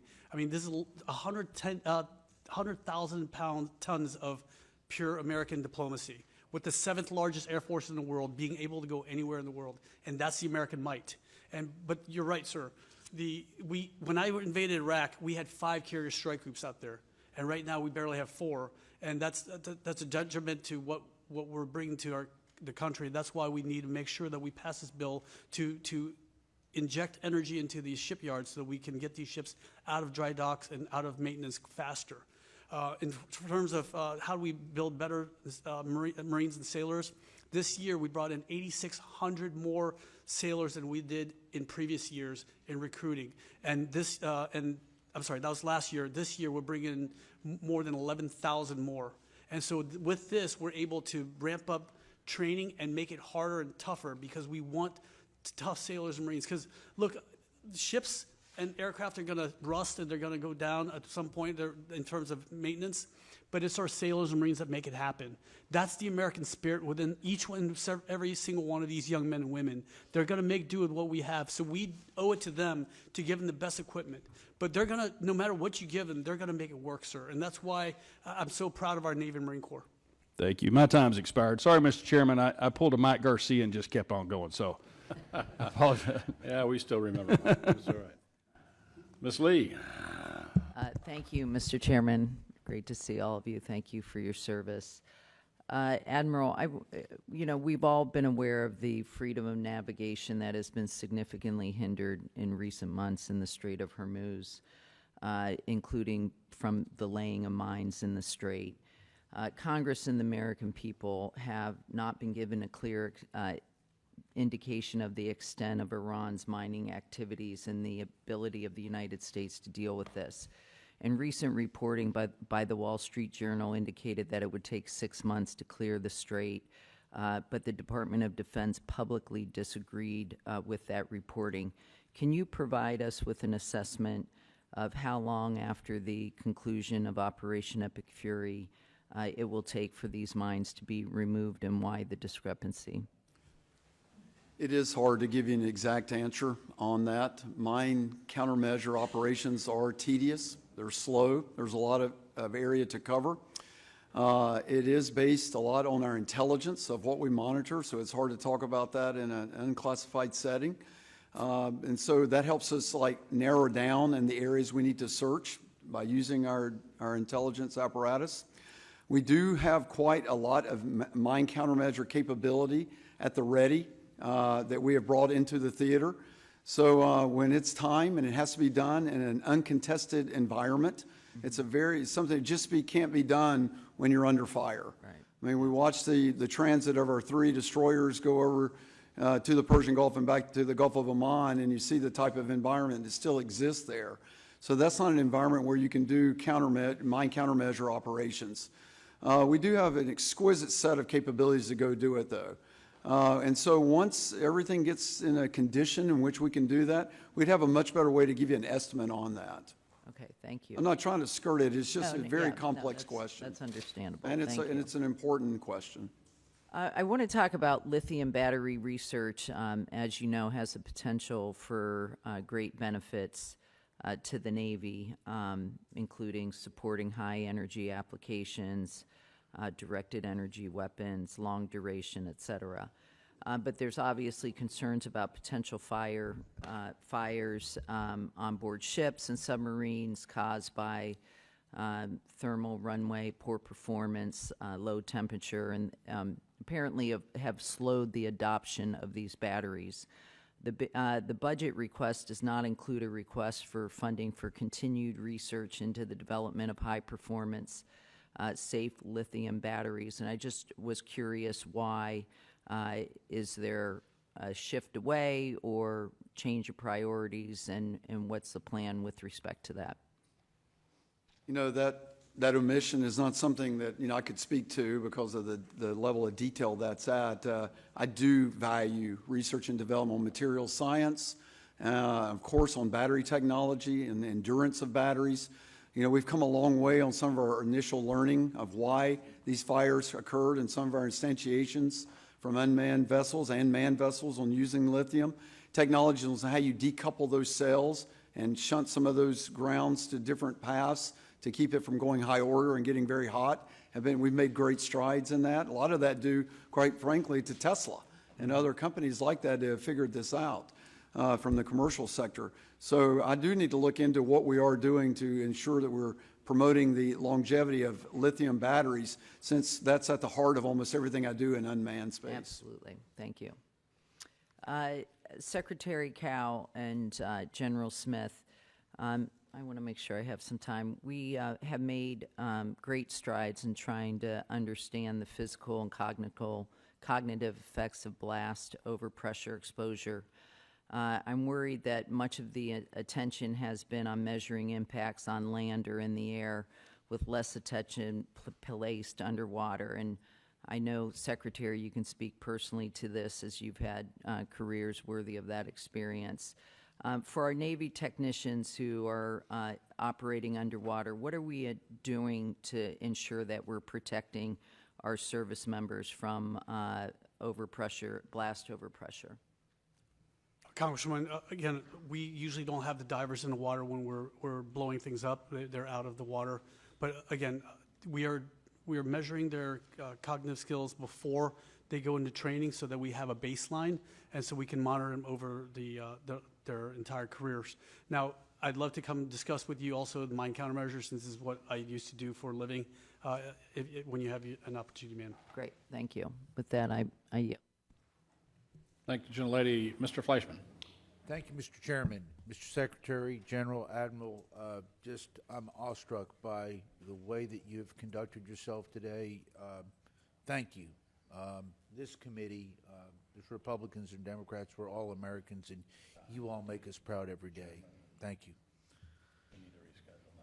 As most of you all may know, I chair the Energy and Water Subcommittee of this full committee, and that is responsible for our great nuclear Navy and all that it does. And it just hearkens me to see that we're actually going to be having, I guess, battleships that are going to have nuclear propulsion. Our carriers and our submarines have done that for years. It's just been truly incredible. So I'm going to talk a little bit about that and ask a question. Fuel logistics is a growing vulnerability, particularly for conventionally powered surface combatants operating far from established shore infrastructure. and this is magnified by an increasingly strained and vulnerable support fleet. I'm thrilled again that the Navy is returning to nuclear propulsion for large surface combatants. Nuclear propulsion has long provided the Navy with significant operational advantages, including endurance, speed, and sustained presence in contested environments. My question is, given our nuclear shipyard constraints, how is the Navy planning to quickly and efficiently incorporate nuclear propulsion into large surface combatant shipbuilding? From an operational and sustainment perspective, what benefits would nuclear-powered surface ships provide that fleet, particularly in the context in the Indo-Pacific? And I would also say it's been a privilege to work with Admiral Houston. I want to make sure I get that in. Well, first of all, we're going to use an existing design. We're going to use the Ford reactor, the A1B reactor, and the components that support that, from the vessel, the steam generator, pressurizer, loop components, reactor coolant pump components. So all of that technology that's going into the design of the battleship, the nuclear battleship, from the reactor plant perspective, is all pulled through technology from the Ford class. As are most of the combat system, radar system, missile system. So on the earlier question on what can you early procure and design, all that's pulled through. So what's new is the hull form, and how that's going to be tied to the propulsion system and, in the electrical system and distribution system. So there is some research that needs to be done on that. But the fact it's nuclear is going to give it the sustainment it needs, in particular in the Pacific. An ocean that's 3 times the size of the Atlantic. I need those types of legs and endurance to serve as a capital ship. It comes with that firepower to be able to deliver that combat payload. You can see just trying to do the rearming in U.S. Central Command today is the limb fact of the Navy. Getting to a place where I can actually rearm is a challenge. So the more payload capacity a ship has, the less times I have to do that. Thank you. Anyone else like to? Well, sorry, I don't want to take away from the Admiral. He knows more about nuclear power than I do. But I'm telling you right now, if we can even just look at powering our shore infrastructure with nuclear power, imagine what that can do. Also, I mean, you guys are appropriators, and it's about energy. If we can export energy to the surrounding area, that could be eventually become a working capital fund to fix the infrastructure on a basis. And if you put an evaporator system, a 4-stage distiller, we can actually export water also to places like California so they don't have a drought. I mean, there's so many things with nuclear power that would help our country. It's clean, and again, we've been proving it in the United States Navy for 75 years. Thank you. Quick question on tactical nuclear weapons and deterrence in the Indo-Pacific. Can you help us understand how the Navy assesses the current outlook and its need for non-strategic nuclear capabilities in the Indo-Pacific and elsewhere, and what additional options can the Navy provide, such as tactical weapons on carriers, that would be most useful for reassuring allies, deterring our adversaries, and providing combatant commands useful options in the worst-case scenario? Well, Congressman, the one thing we have is the Slick Command. Right now we have 14 SSBNs, the ballistic missile submarines, but imagine if these Slick Commands can go on a fast attack. So that's 48 more submarines out there that are carrying tactical nuclear weapons.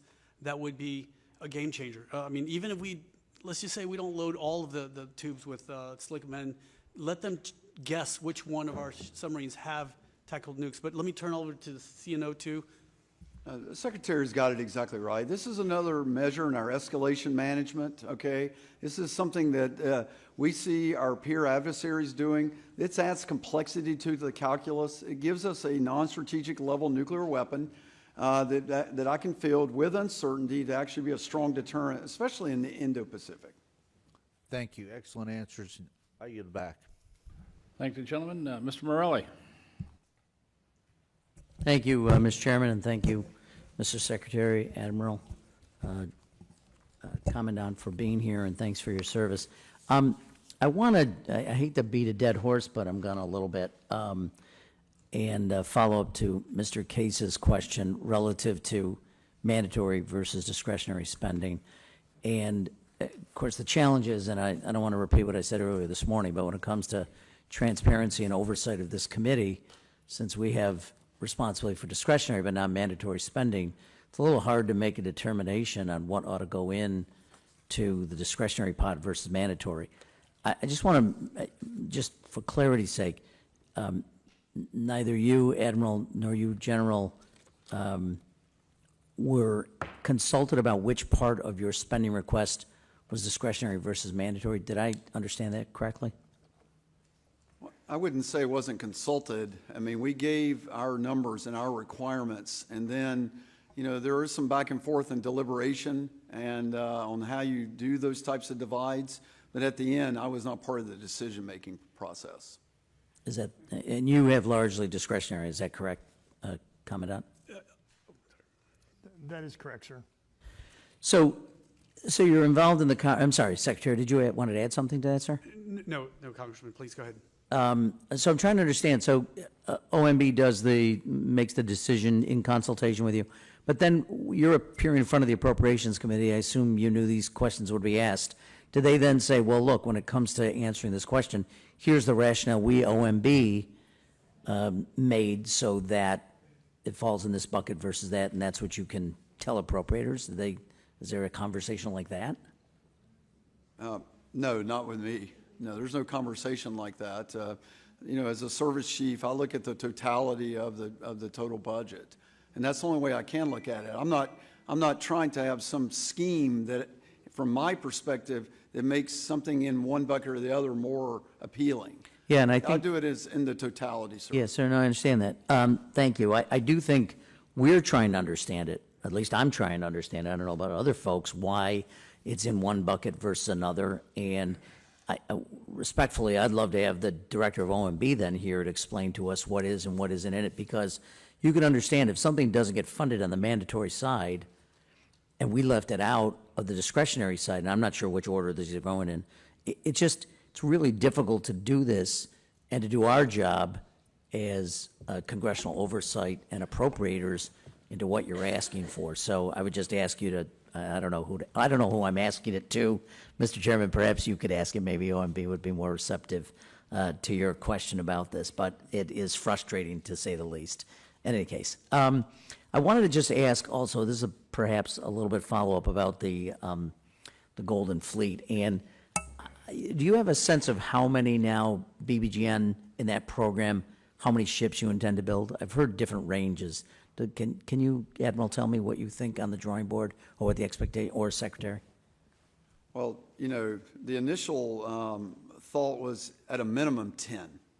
And, and I think there can be a number that would grow in, probably twice that it would be a goal. So is 10 necessary as a minimum to be able to carry out the responsibilities or the strategic mission of that ship? Well, I think it's, when you start constructing and starting a new ship class, you definitely want to understand the pace in which they can build, make sure you validate the assumption, the centers on which it's done, have enough that you can get an economic order of quantity savings as you try to deliver more.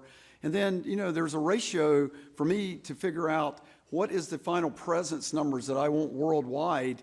And then, if it takes 4 to make one whole, then, if I got 20 of those, then I can deliver 5 of those worldwide at any given time. And so those ratios have to be built.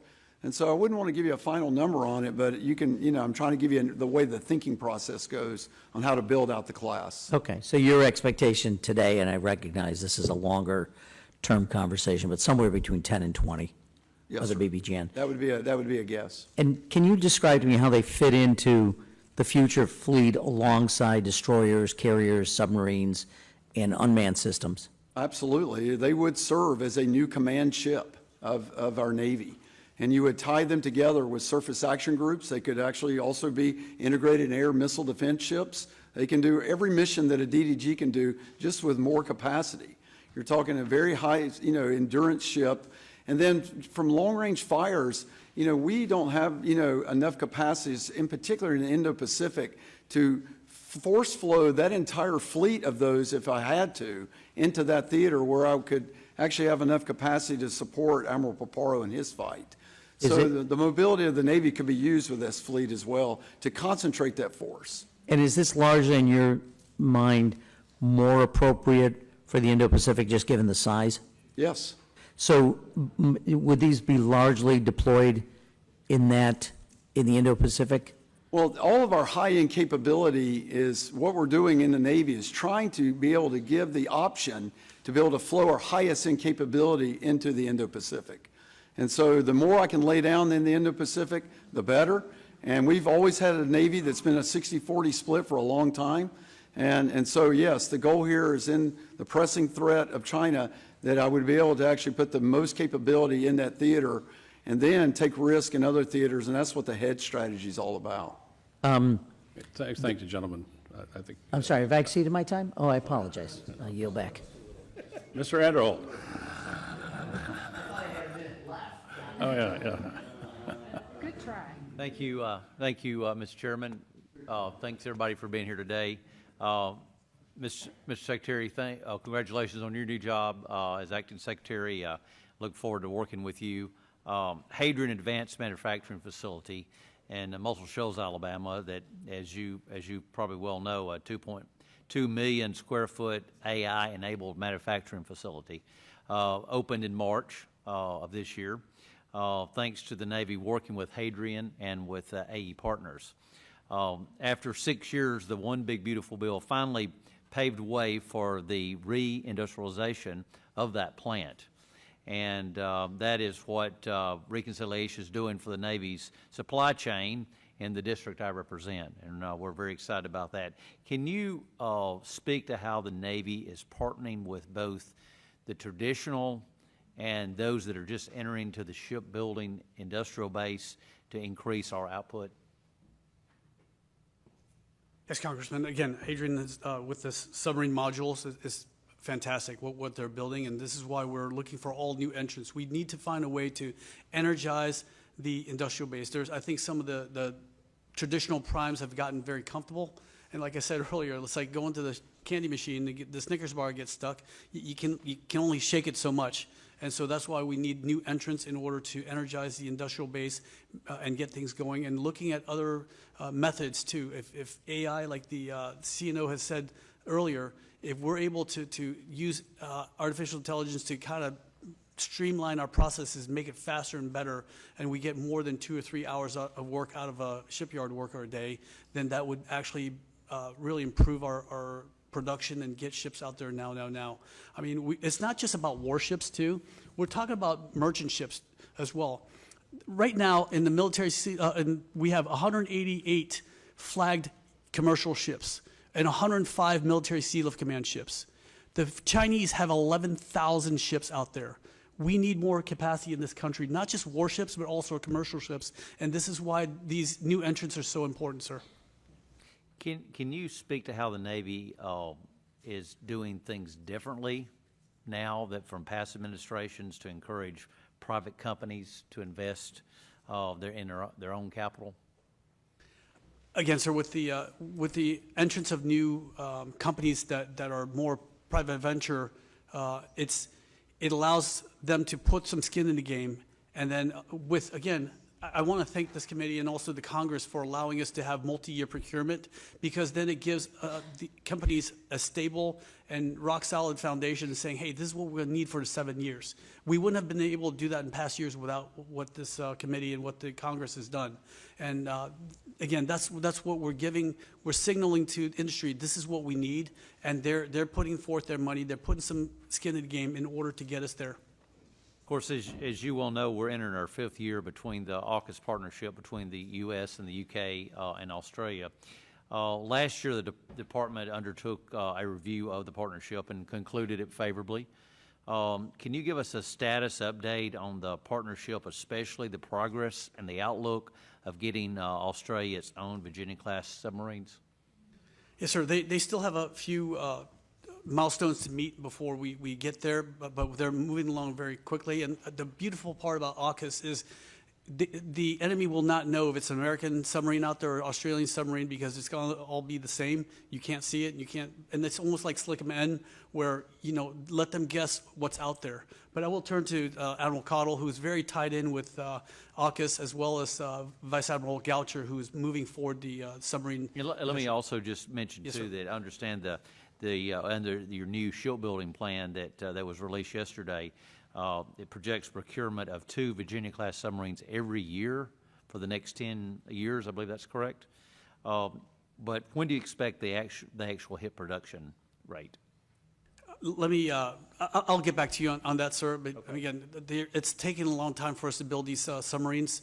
Again, that's why we need to push industry. And this is why, like I said, we're signaling to industry what we need out there, thanks to the Congress allowing us to do multi-year procurement, and as well as being able to say, hey, we're not going to take no for an answer anymore. Let's move forward. But Admiral Cottle? I would say we're going to be up on step with that around 2032. Based on the things we've done in place and the things we have now, we should be at the 2 per year in the early 2030, real early 2030s. The next big milestone for AUKUS is the establishment of the submarine squadron there as part of the Submarine Rotational Force West initiative. They've completed 2 availabilities of our Virginia class successfully. Mark Hammond and I, well, first he just got selected to be the Chief of Defense Force there, their Chief of Navy, which is great news for AUKUS. So he's going to carry that forward, and we're all ahead flank on this. So I just got back from Perth. They're making their milestones. There's a couple things they're behind on I'm frustrated with that are part of the support system there, like some of the skiff work and that kind of thing. But all the production work there on the pier and all that, they're making their mark. And the integration of their sailors and officers and maintenance personnel at Pearl Harbor Naval Shipyard is fantastic. So this is working, and we want to support them, and it is going to turn out really great when we get it delivered. Thank you. Sir. Thank you. You'll back.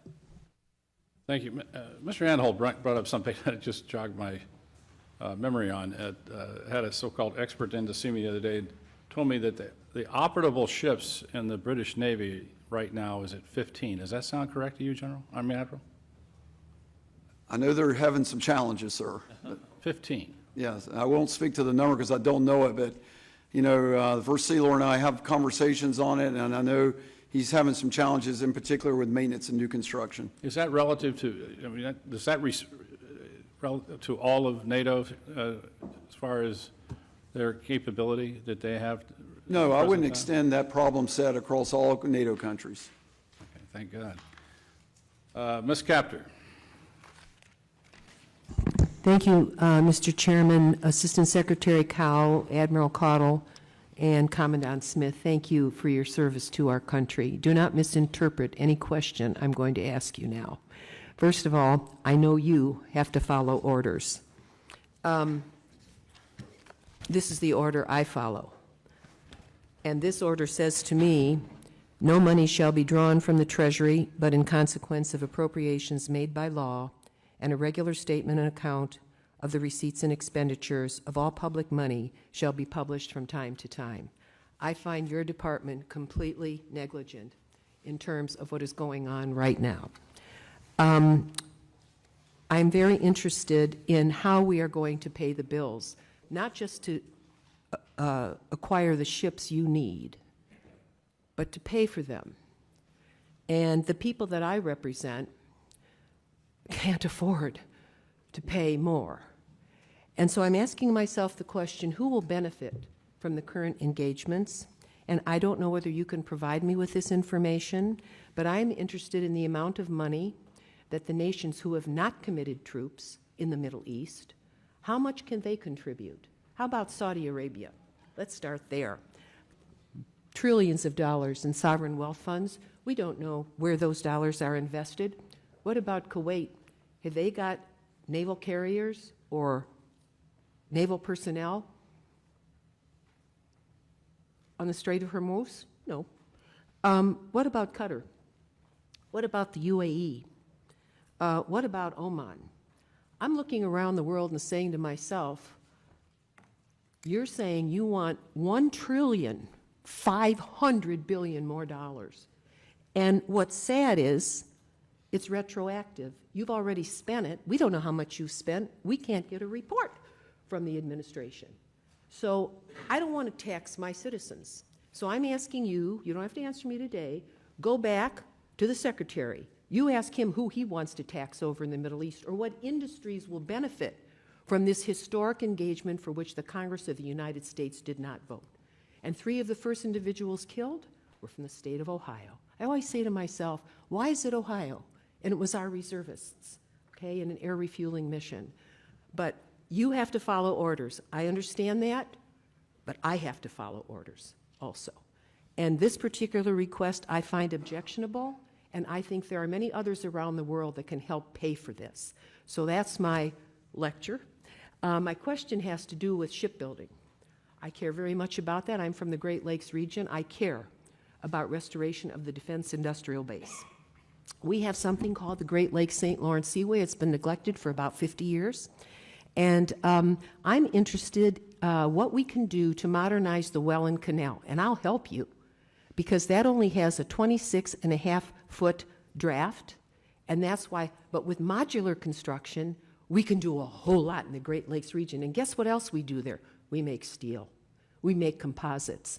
The machine tool industry was taken away from us by all these damn trade deals that different administrations got us involved in, and our people lost jobs. We want to help the Navy. We love the Marine Corps. We love the Army. We love the Navy. Our people enlist.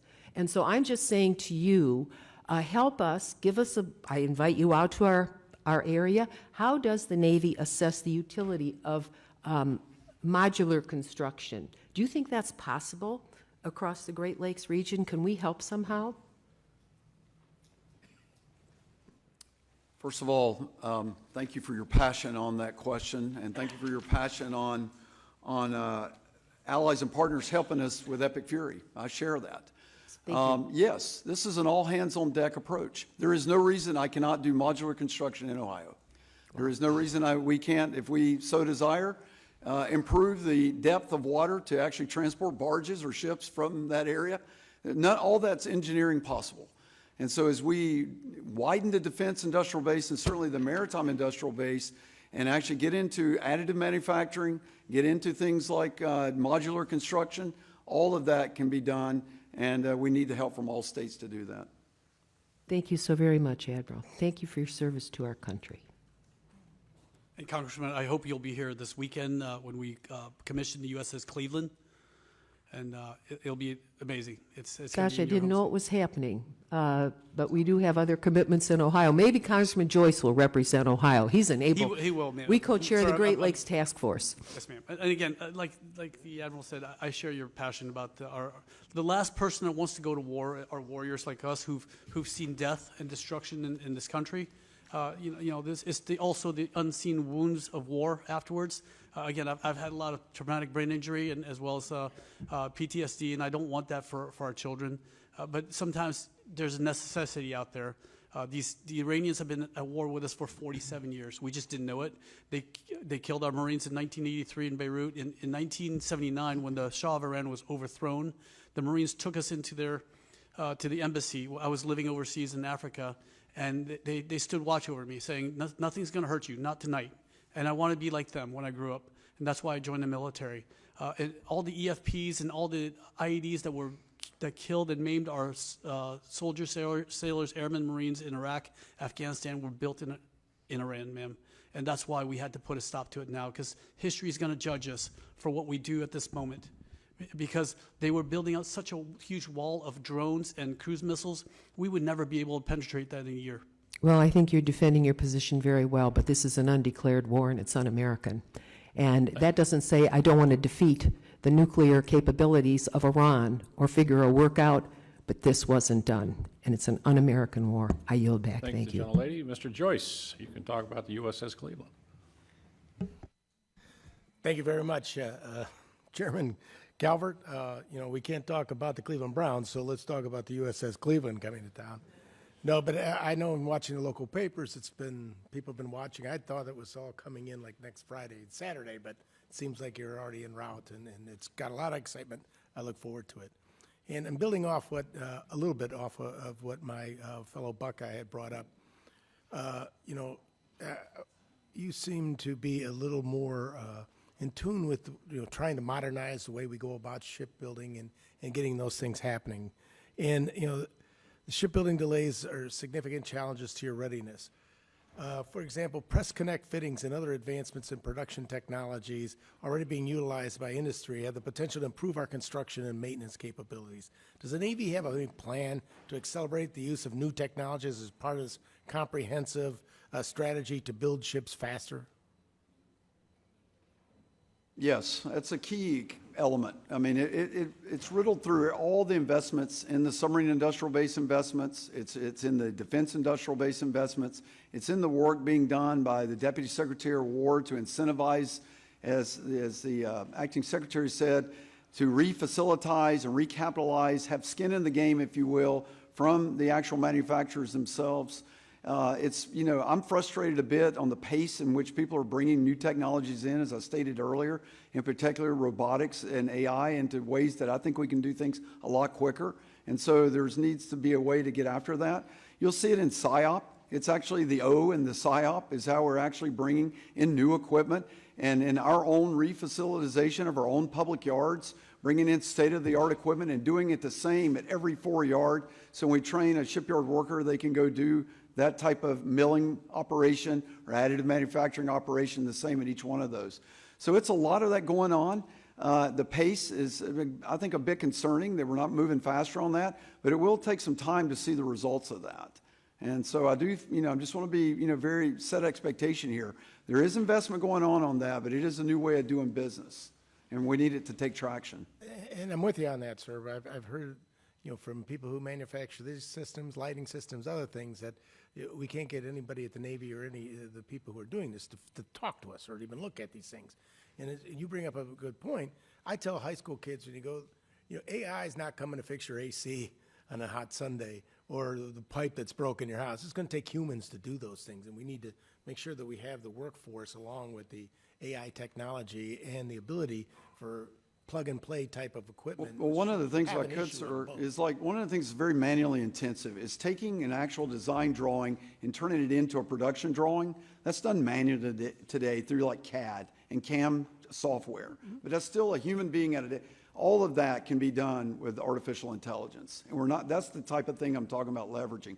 When it comes to production work and torquing a nut on the end of a pipe, yes, that's still going to be a human, sir. No question. And as long as the humans are in control of the actual firing of weapons, and we don't let AI have the ability to do that, I'm with you guys all the way. And I don't want you to feel out, Commandant, so I have one for you, too.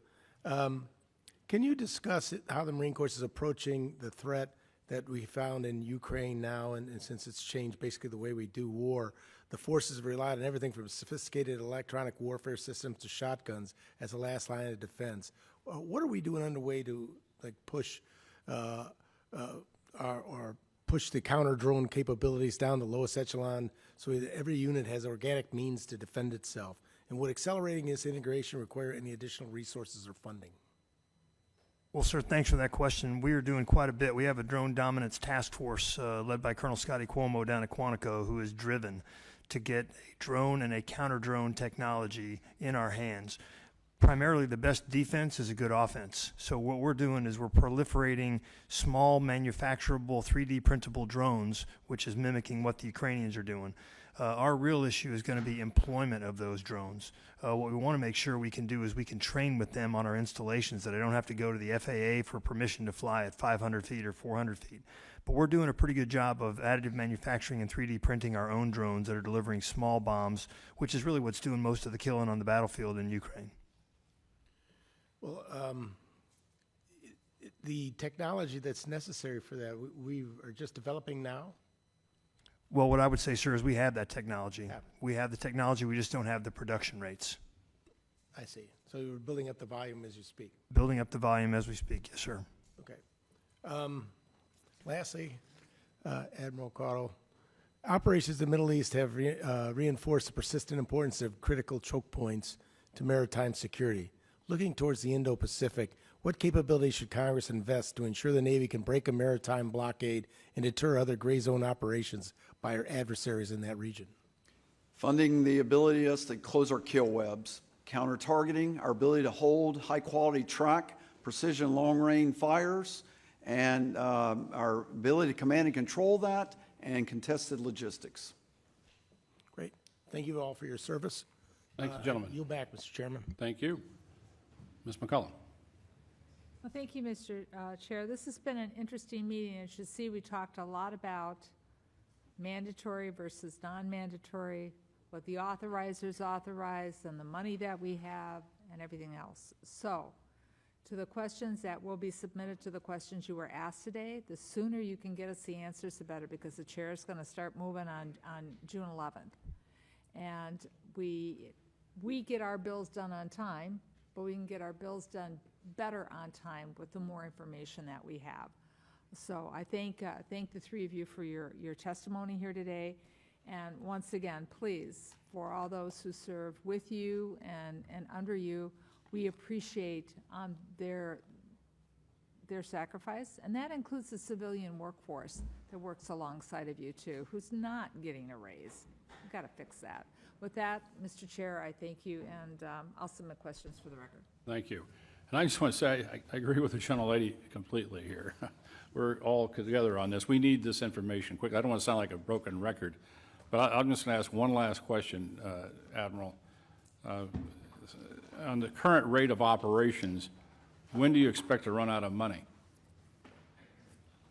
Sir, I will have to start making decisions to change training, operations, certification events, those type of things we do to generate our force in the July timeframe and the current expenditure. So that has to come out of a supplemental. That's correct, sir. That's I need a not going to supplemental. come out of reconciliation. We need a reconciliation bill immediately, and we need it sent up here because we need to pay the men and women who serve us gallantly in the United States military, and they can't do it without money. So please, would you, if I need to call Russ this afternoon, I'll call him, but I don't know who's making this final decision to get this supplemental over here. But we need to get it over here. Both sides need to look at it. Obviously, the Senate needs to look at it. It's going to take some time. And at the same time, we're going to be doing the base bill for defense appropriations. But it seems to me, based on what you just told me, that we're going to need to do the supplemental first and get this funded as quickly as possible. But with that, I want to thank all of you for coming here today. Thank you for your testimony. Thank you for your service. And we are adjourned.